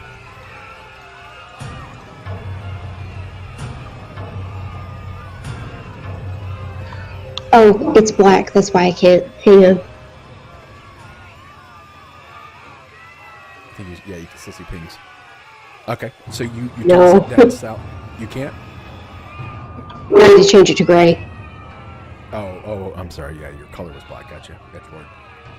All right, so as you toss it, this one starts to kind of float down that direction a little bit as Layla is standing still. The one to the north kind of loses interest and floats north again. What do y'all do? Okay, so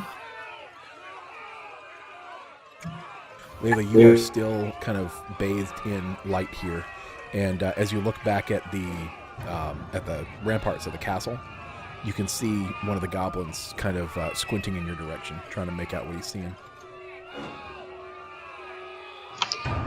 Maybe take your potion quick and try to read across.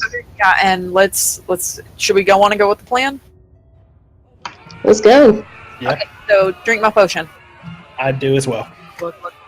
All right. So as you drink your potion, starting kind of at your mouth and throat, you guys just see Layla begins to just she vanishes. You see her skin kind of her armor, her skin kind of melt away. You see her internal organs begin to disappear until she vanishes completely from sight. Same with Anthony. All right, and Callista and Z, do you guys have any light sources? Or are you just going to run across in the dark?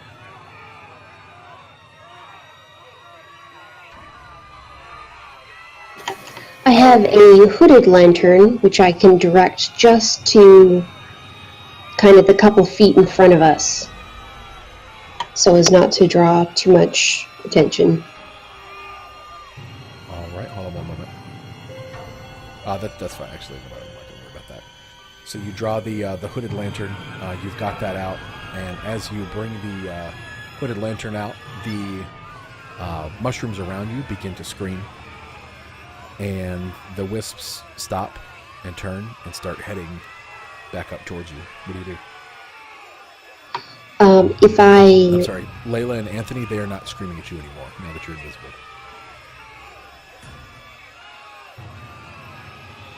I would like to cast Dark Vision on myself. Okay. So you cast Dark Vision on yourself. The entire area kind of snaps back into view with like kind of a grayish haze on it. With Dark Vision, you can't distinguish color, correct? Everything's kind of shades of gray and black. But you can see the route ahead of you. I'm sorry. Calista, you were saying?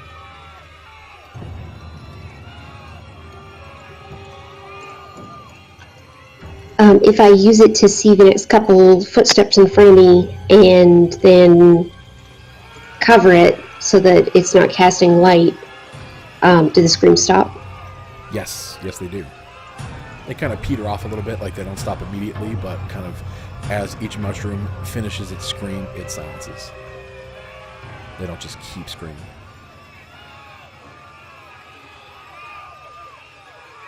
Alright, so you guys are kind of rushing across here, bringing up the lantern every so often to kind of get your bearings, is that right? Yeah, exactly. Just kind of flickering it so I know where to walk, and then we'll head across that way.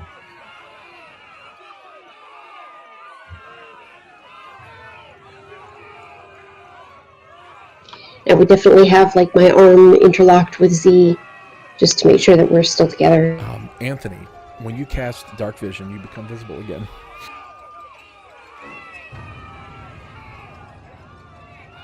Put on a cloak!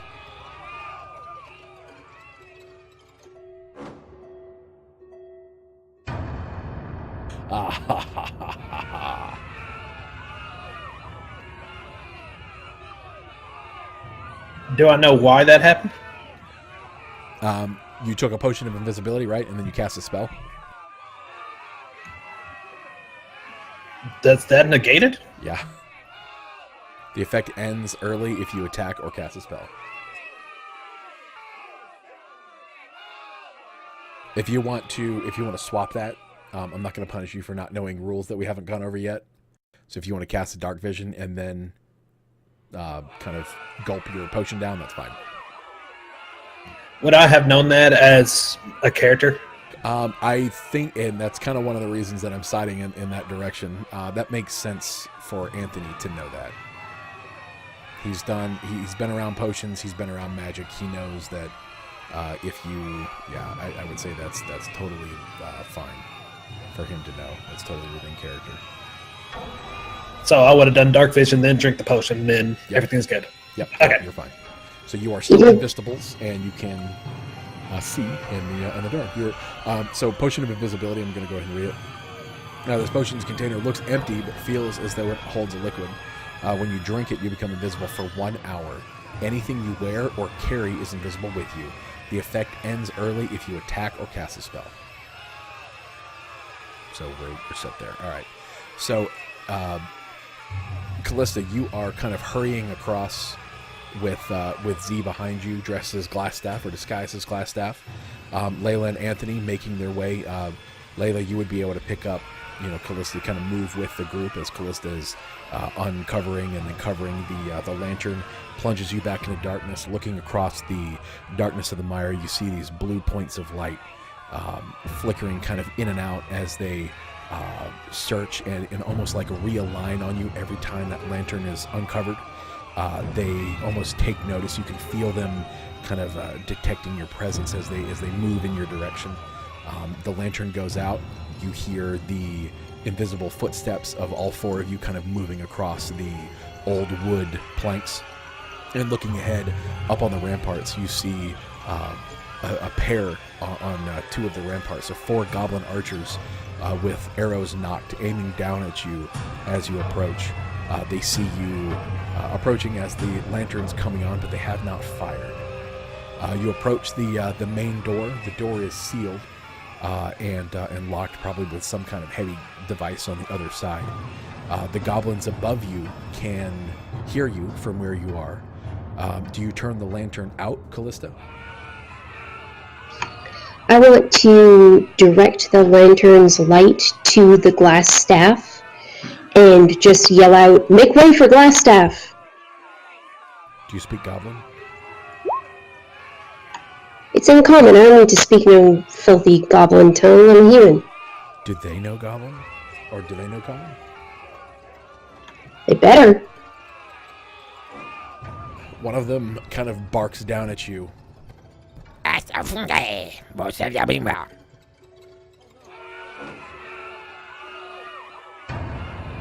do you do? I'm gonna yell back, "Speak common or open the doors for glass staff, you filthy goblin." Roll me a persuasion.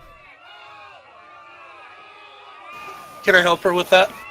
Yeah, sure. I Well, hope so. yes, you can absolutely give her advantage on this roll, but how do you help with that?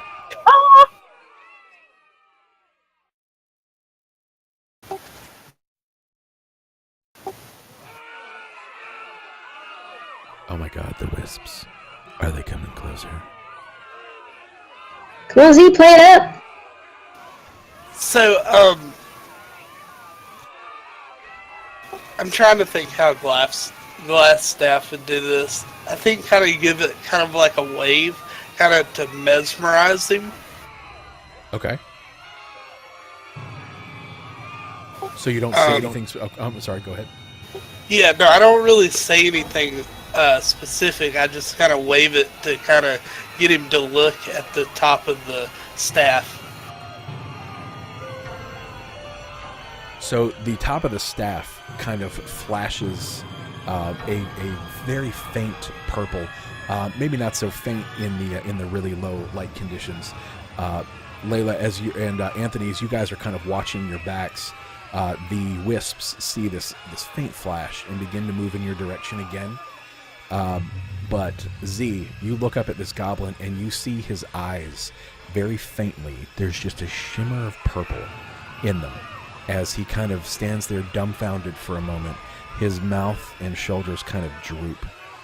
And then he calls out, and the doors open. And you are welcome to enter Cragmont Castle. All four of you go in. Yeah. Yep. Give me just a moment because I don't even have this map up here. I have it made. I just don't have it up.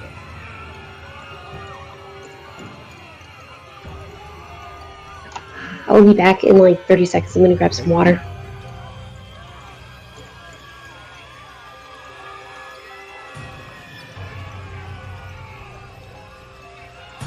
We can finally get rid of the screaming too. Awesome.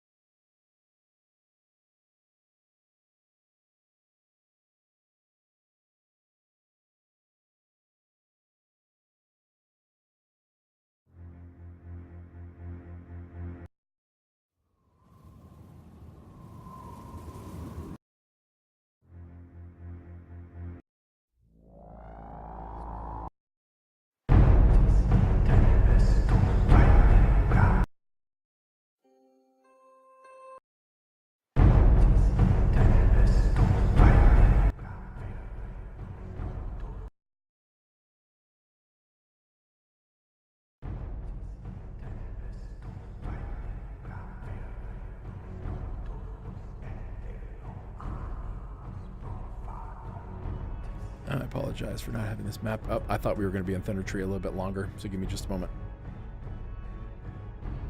But Callista's quick thinking. Mm-hmm. Or, skipping all the encounters again.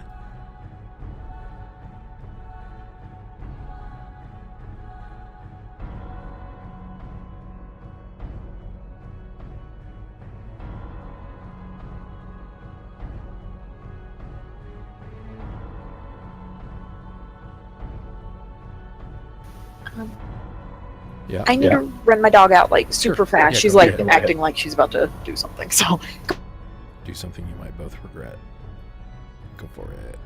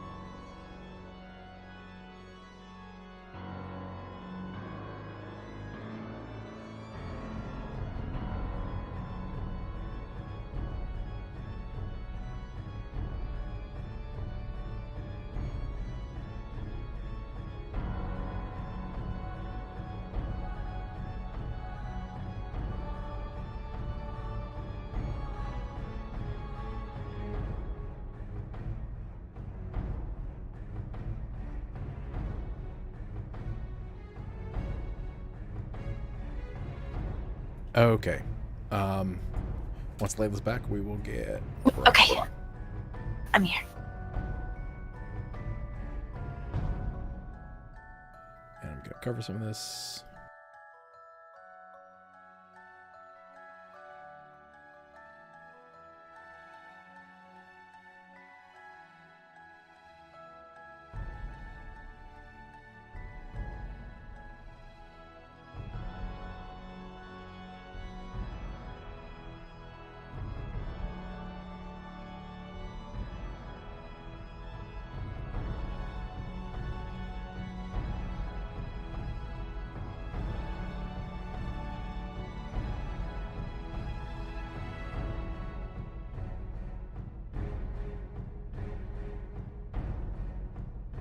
Okay.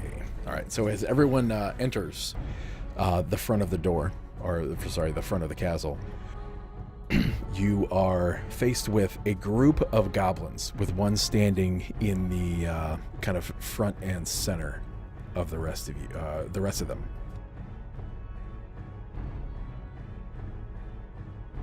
And I don't know why I can't. Oh. There we go. Go ahead and throw yourselves on the board right about here. Even if you're invisible. Are we on the correct map? Oh, ha! I'm still seeing the dot. Perfect. Or whatever. There we go.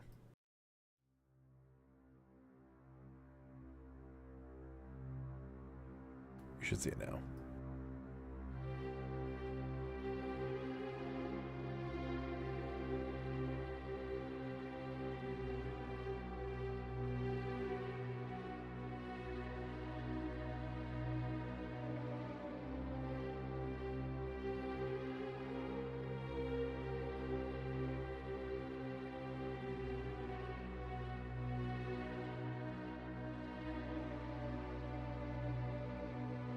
All right, everyone here? Yeah. Yep.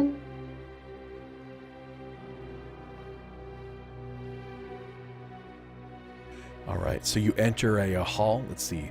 Doors stand closed to the north and south, while the crumbling mound of rubble partially obscuring the southern hall. To the east, a broad corridor ends in two more doors leading south and east. The corridor is cluttered with dusty rubble and fallen plaster from a partial collapse of the ceiling above.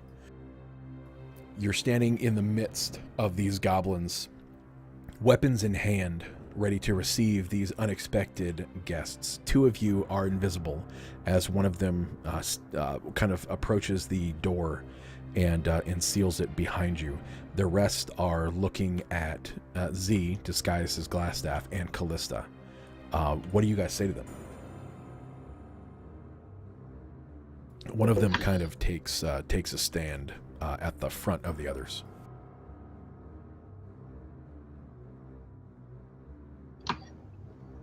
All right, I'm sure she's going to direct her question at the one who sort of stepped forward and asks, "You speak common?" I speak common. Of course. Yemix speak common.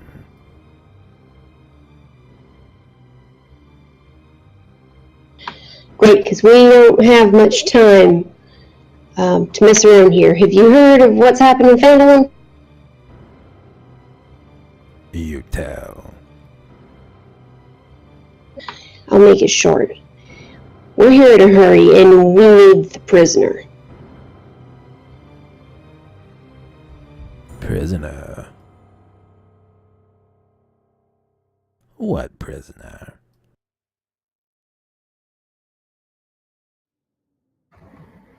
May I incite him? Yeah, absolutely.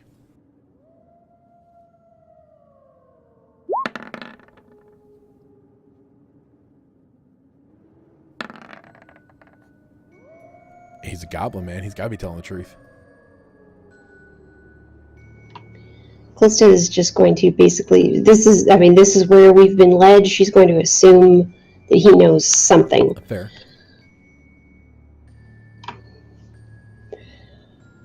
So she's basically just going to say, you know what we're talking about. The glass staff doesn't have much patience right now. The glass staff, huh?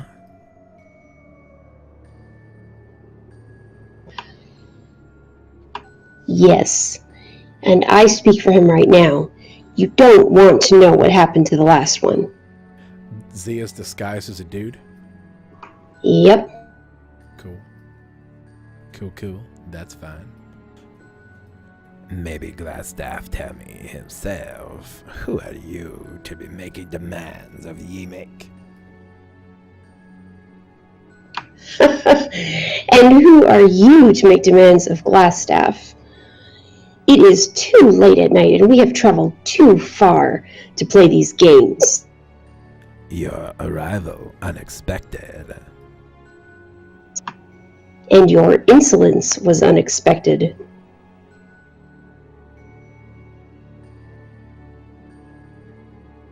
You want to see a prisoner, huh?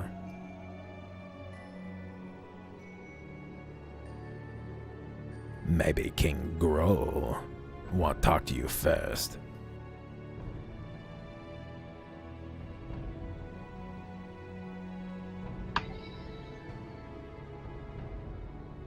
If King Grohl wants to come down here and speak to us directly, then let him, but let us hurry to the prisoner. We have final questions for him.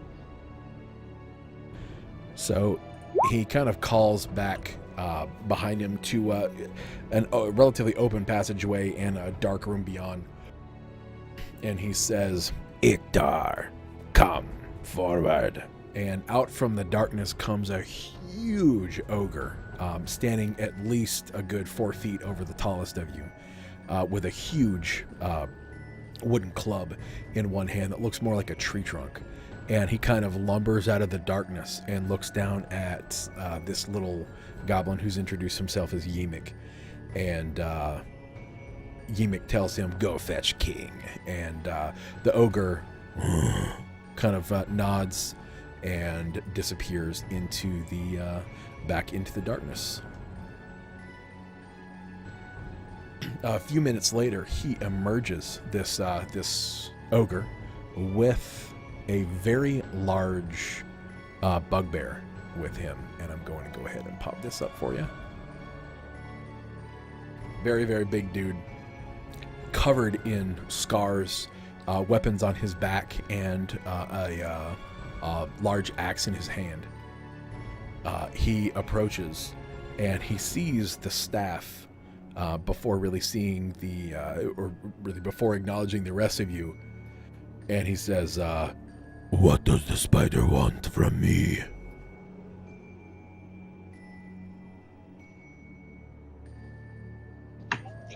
Callista will kind of sort of wedge herself in there and say that the spider needs to transfer the prisoner.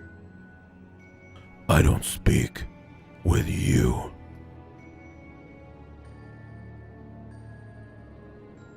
he's looking at Glassstaff, using air quotes. I'm gonna say in the most manliest of voices, well, we heard Glassstaff speak, right? Yeah. Mm-hmm. Can I roll like a check to try a performance check to see if I can mimic his voice and say she speaks for me? Yeah, absolutely.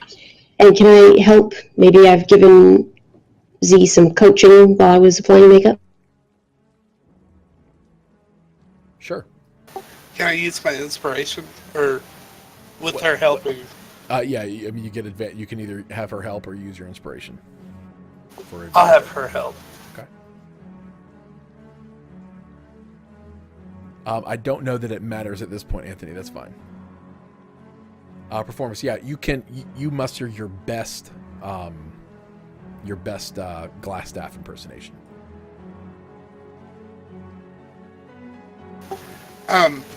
I basically tell the orc she speaks for me, and what she says is what I say.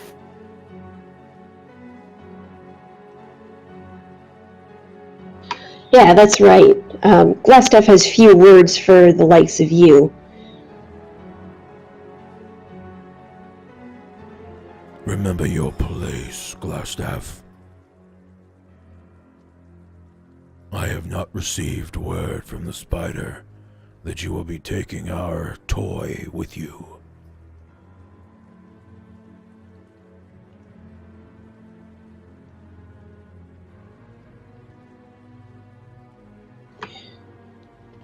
That is because there's been a change in plans. Phandelver's been compromised, and from our estimation, that is headed this way next. Compromised how?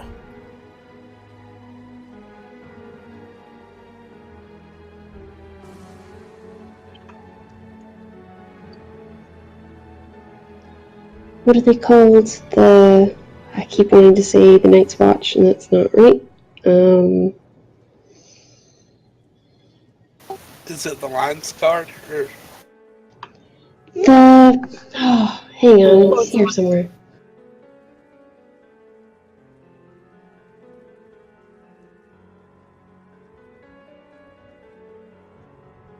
The thing that Sildar's a part of. Lord's Alliance. There you go. Yes, that's it. What were you saying to him? I was going to say that the Lord's Alliance had sent heroes, sarcastically, and they've compromised the position in Phandelver. The prisoner needs to be moved now under cover of night. Roll me a deception.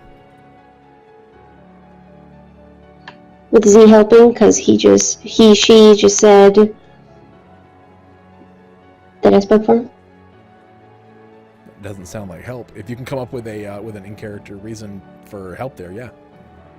I mean, you just said that you're speaking for him, but now you want help? Okay, yeah, that's fine. That's fine. I'm on my own. All right. Save your voice, Glassstaff. Nice.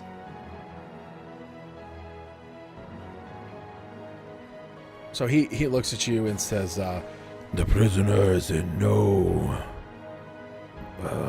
condition to travel. and there's kind of a ripple of giggles from the goblins before him.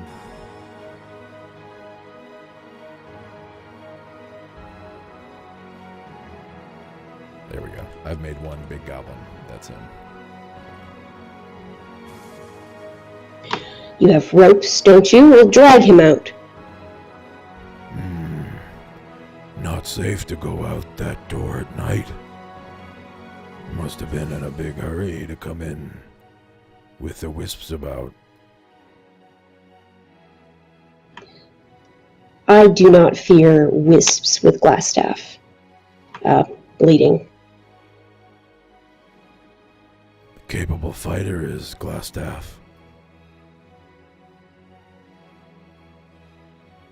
Formidable is the word I would use. Now the prisoner?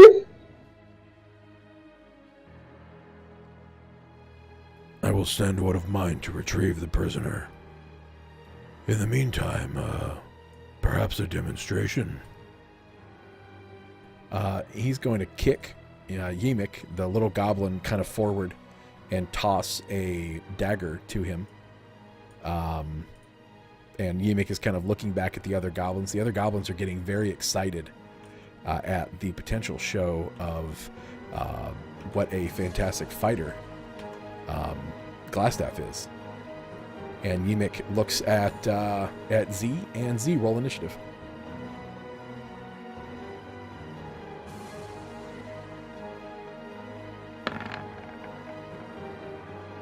All right, you have first attack on this goblin if you'd like. The goblin has this dagger in his hand with the hoots and hollers of all the other goblins around.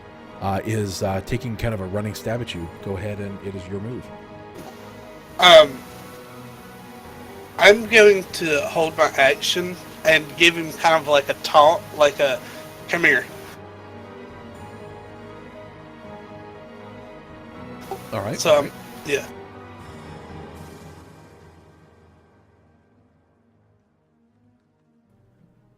right, so he is going to come up and attack you.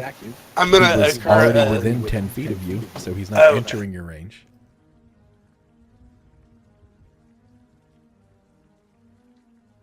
I kind of picked up what you were putting down there, but yeah, he's already close.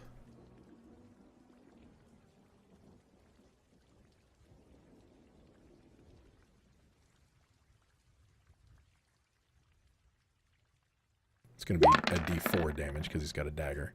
An 11 does not hit you, I'm assuming? Correct. All right. So the goblin lunges at you, loses his footing a little bit with all the instant excitement. He wasn't expecting to be fighting, but he swipes at you and misses. What do you do? At your turn. I'm gonna whirl my staff and I don't.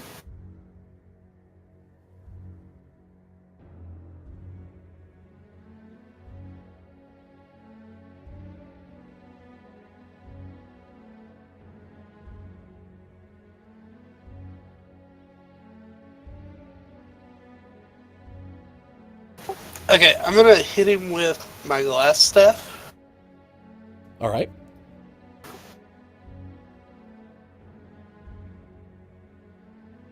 A 13 does not hit, actually. Okay, I'm gonna use one of my keys. Ooh, no, hold on.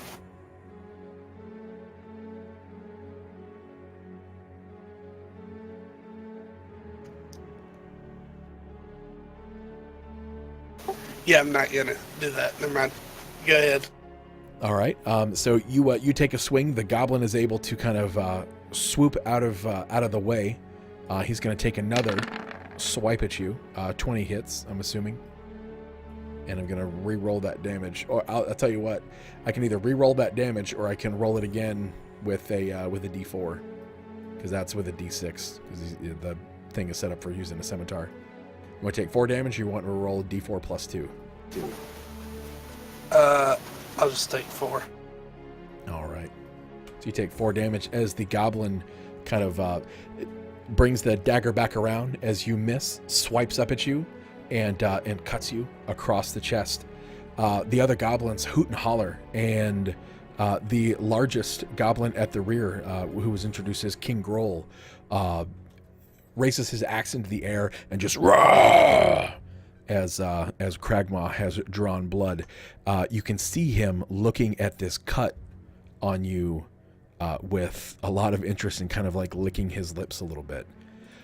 All right, your turn. What do you do? This goblin Yemik is starting to feel a little more pumped as he gets a shot in.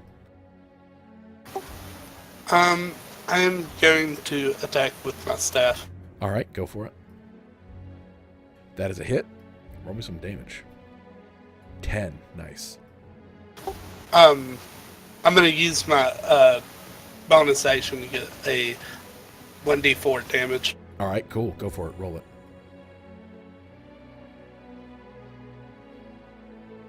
So tell me how you do this. You kill the goblin.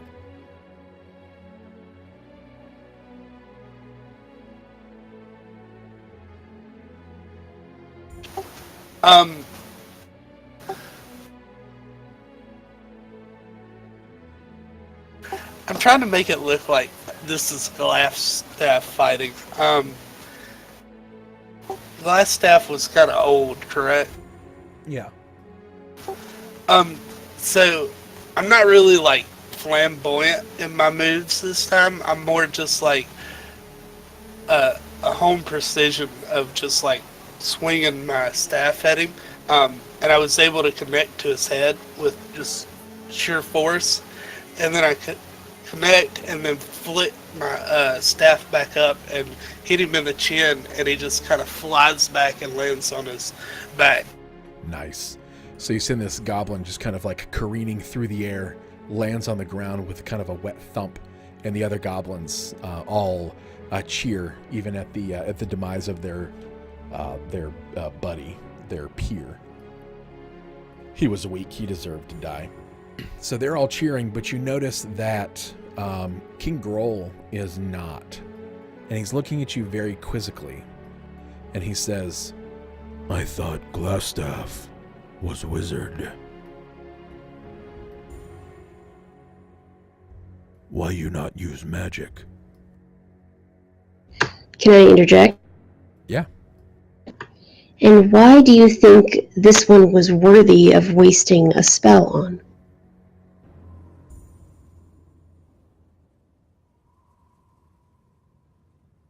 I want see magic.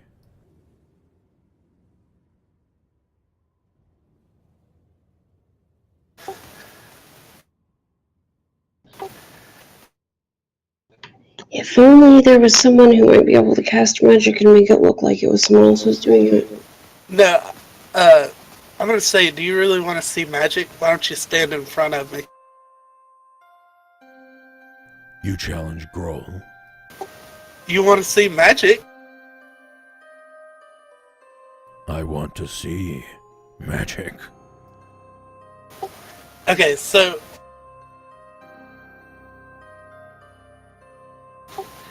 I'm gonna cast Guiding Bolt on him, and I'm gonna use Inspiration. Is that cool? You got to roll initiative first if you're going to fight him. Oh, this isn't just me casting a spell at him? Oh, he's not going to let you just cast a spell at him.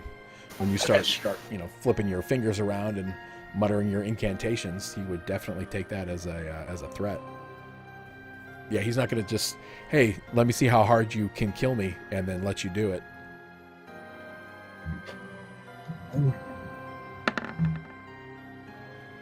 You do get to go first, I believe. Let me double check. While this is happening, Uh-huh. would I be able to do something? Yeah. What do you want to do? I just wanted to kind of slink my way around and see if I can go up that way a little bit.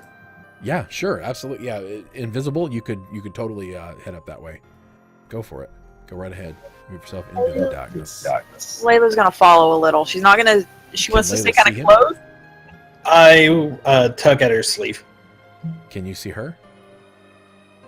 I mean, we were traveling up there together. I would Yeah, we say. were. And he leaned on me earlier too. So, I mean, it's fine because she was going to actually go. Yeah, if not, that's fine. Whatever you want to do. No. That's fine. I'm This just- way. I'm straight up asking. So, if you guys know where each other are, fine. If Anthony is just like leaving the room, I would want some indication that Layla knows that, or some reason that Layla would know that with you both being invisible. But if you guys are like holding each other, like holding each other's sleeves or something like that, you can absolutely move together. That's fine. Like if he tugs Layla and you guys both kind of sneak past these goblins together, that's cool. Then yeah, I want to follow him if he's tugging. All right, so he tugs and you guys kind of move. I'm just going to throw you in the dark here for a moment. You guys move into the darkness. This is a very, very dark room. All right, and Good this thing guy- we both have dark vision. Oh yeah. All right. Is this a magical darkness though? That would be crazy.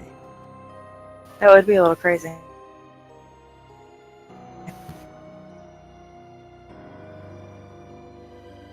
And no, it's not. Okay. Sorry, let me resolve this right quick with Z. Z, you rolled me initiative of 14. I got a 6 and a bit. So you go first. If you wanted to do a guiding bolt? Yeah, with Inspiration. Okay, go ahead. So you're rolling this with advantage. And a crit. All right. Go right ahead and roll me some damage. Holy What the fuck? 36? Yes. All right. So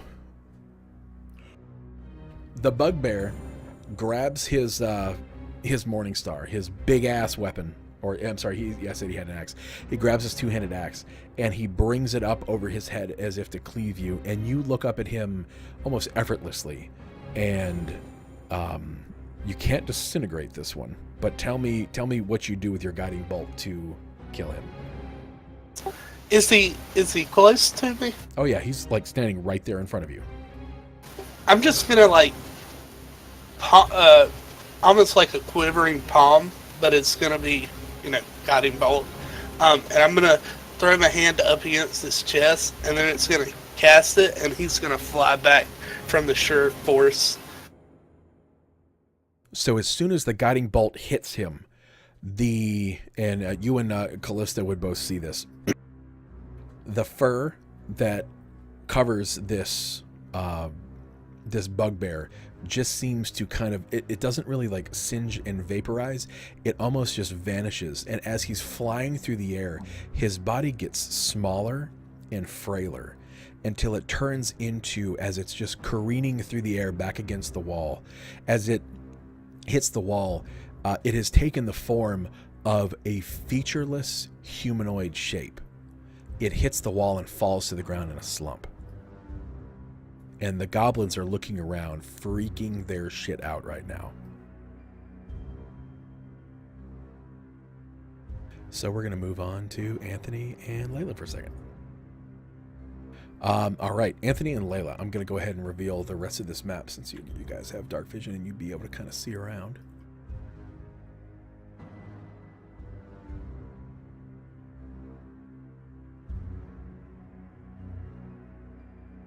All right, you should see everything pretty much. And I don't know that positioning is so much going to matter. Okay, so as you guys kind of get through this this first room, you emerge out the other side and you see the large ogre is walking towards you with, he's kind of dragging a small humanoid form. He has a rope in his hand. The rope is attached or wrapped around the legs of what looks like an unconscious dwarf, and he is just dragging it unceremoniously through the castle up towards the front. What do you guys do? I want to pull Anthony back so that way we're not in the way. I don't want to get hit by him. But Thinking over there? yeah. You guys want to roll me like anything? Let's do this just to make things interesting. Roll me a stealth with advantage, both of you, since you're invisible. As this guy is like coming, you guys open the door and he's kind of coming right through. I want to see what you guys. Let's see. Excellent. So Layla's able to grab Anthony, or I guess you guys are still kind of holding each other, and invisibly pulls him back out of the way as this ogre bursts the door open and walks into the room, dragging in one hand his club on the ground behind him, and in the other the rope attached to this dwarven figure. And as the dwarf is slid through the room, Layla, you would recognize him. I don't think Anthony would recognize him, but Layla, you recognize that this is Gundren. I'm going to give like 2 tugs on Anthony's arm. Like, well, probably more than 2 tugs. Like, oh my god, that's him. Would I know how long we have been invisible? Definitely not an hour. Talking But maybe like 15 minutes, 10 minutes maybe. Okay. I just wanted to see kind of a feel of how long it's been. Okay, I would want to... would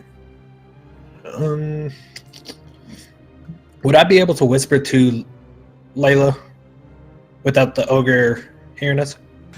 Possibly. As the ogre reaches the other side of the room, you see there are 2 shadowy forms that kind of glide down from the rafters. They don't seem to take any notice of you because of your invisibility. But you see 2 large serpentine creatures. They kind of start approaching the dwarf, maybe thinking that this dead carcass is probably going to be discarded and carrion should be eaten.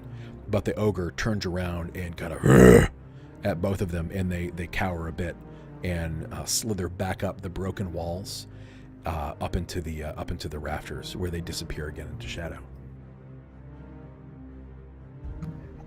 You were going to whisper? I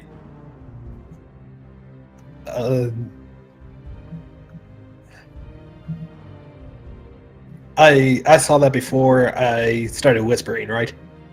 Yep. So Okay. as you're like, that, and then snake things. I want to pull Layla's arm into the far room where I guess the ogre token is now. All right. Yeah, you can go right ahead and move. So you guys kind of pull yourselves or steal yourselves away off into that area. All right.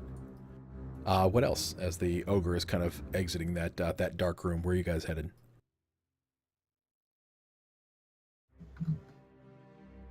I'm going to whisper to Layla and be like, do we want to check out the rest, or do we want to go back? I do not feel comfortable leaving those two out there alone. I really don't feel comfortable with those two snakes. I mean,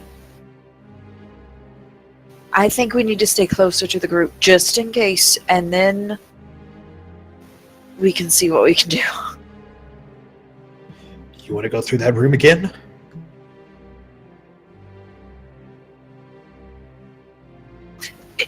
They didn't seem to know we were there, so if we hurry, then yes, let's go back through. Okay. I'm going to head back in and try to hug the south wall as much as I can. Yeah, same. So as you guys enter the room and start moving through, the ogre moves through the doorway at the far end, and it kind of emerges into the main room. Do you guys want to see if you can spot these things up at the roof or up in the rafters? Yeah, I definitely would like to. While we're still walking, I want to take a peek. All right, yeah, go right ahead and see if you can spot them.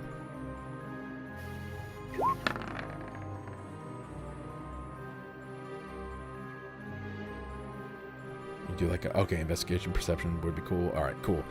Yeah, you see both of them, large, and their front tentacles almost look like something from an octopus, where they would just be able to grab you with these large tentacles with suction cups. The suction cups themselves have little barbs and hooks on them, and sitting in the middle of all four of these tentacles is a large beak that looks like it could just break a human in half. But they looks like resting or perching or watching from up at the top. You don't see any eyes on these things at all. They have but might be good to get through this room. Yeah, definitely. Yeah, let's nope out of that room. All right. So you guys move on through, come up behind the ogre, who is holding this, holding the club. I'm going to move you guys over here. Holding the club and the unconscious Gundren behind. Gundren is kind of right at your feet. The big bugbear has been thrown against the wall. A couple of the goblins are over there investigating. One of them is ravaging through Yemik's belongings. And where's my tobacco? There we go. And this one, the one at the south, is just going to slink away, looking at Z like, nah, I don't want to fuck with that. And it's just going to go away. But the three of these goblins are kind of poking and prodding at this definitely not bugbear corpse. Some kind of black, featureless humanoid.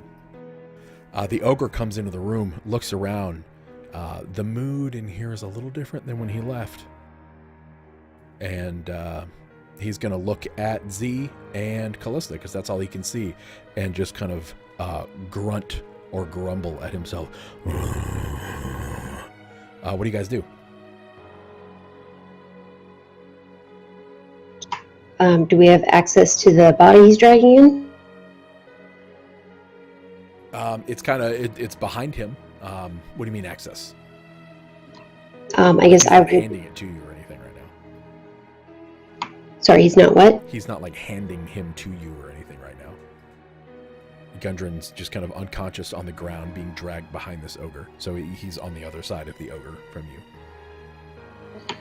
Okay, well, I'm definitely interested in the weird dead body that's not a bugbear, but wanting to stay in character, she's just going to stand there with her arms crossed, basically waiting for the body to be presented to her.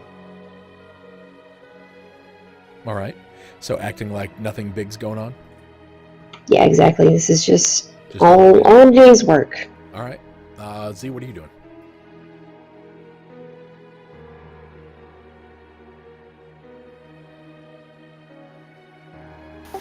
I'm also waiting.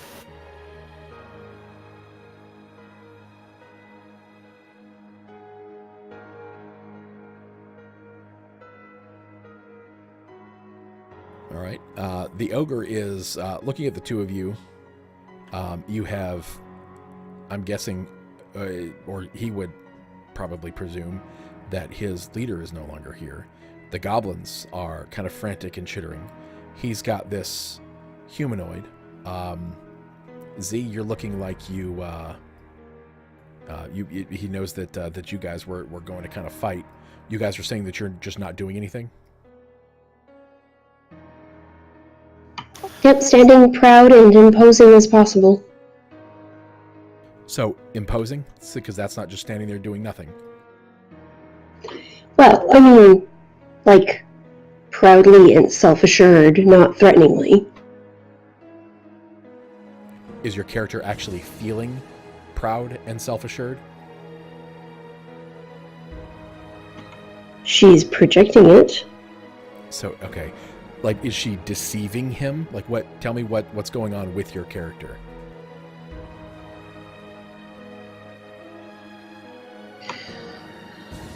I think that, I mean, obviously she would see that we've made quite an impact on the group, but it's still very obvious that they're quite outnumbered. And so she's trying to keep in the role of calm, voice of the leader, needing to get this business done and impatient to leave, rather than tempted to just try to slink out the door because they could turn on her and it could get bad. So I guess deceiving them into thinking that she's actually what she's saying she is. Okay. So roll me a deception with advantage. All right. So you kind of meet. There's a stalemate there. He doesn't necessarily have any love for Grohl. He kind of tugs on the rope, lifts the dwarf off the ground, and just kind of tosses him over towards you. The dwarf body hits the ground and just kind of rolls to a rest before you. The rest of the goblins kind of yell and chitter, and the ogre just walks back into the dark room beyond. Okay, so he didn't pause for us to even say anything. He doesn't have anything to say to you. He's a stupid ogre. His boss has been killed. He needs to go find another one. All right, I want to check over the body quickly, checking to see if the map is still on him, while casually checking to make sure he still has a pulse. The map is definitely not on his person, no. He is definitely alive, though. All right, can I bark to the little ones there? Where's the map?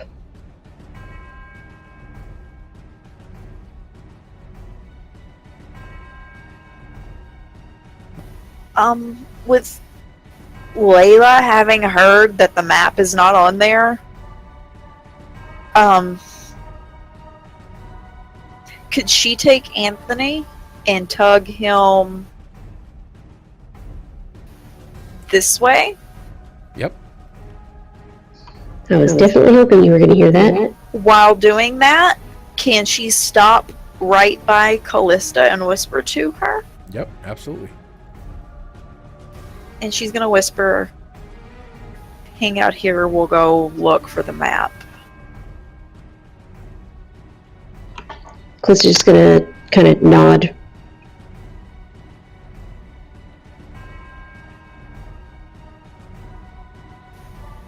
So yeah, I want to go through this door.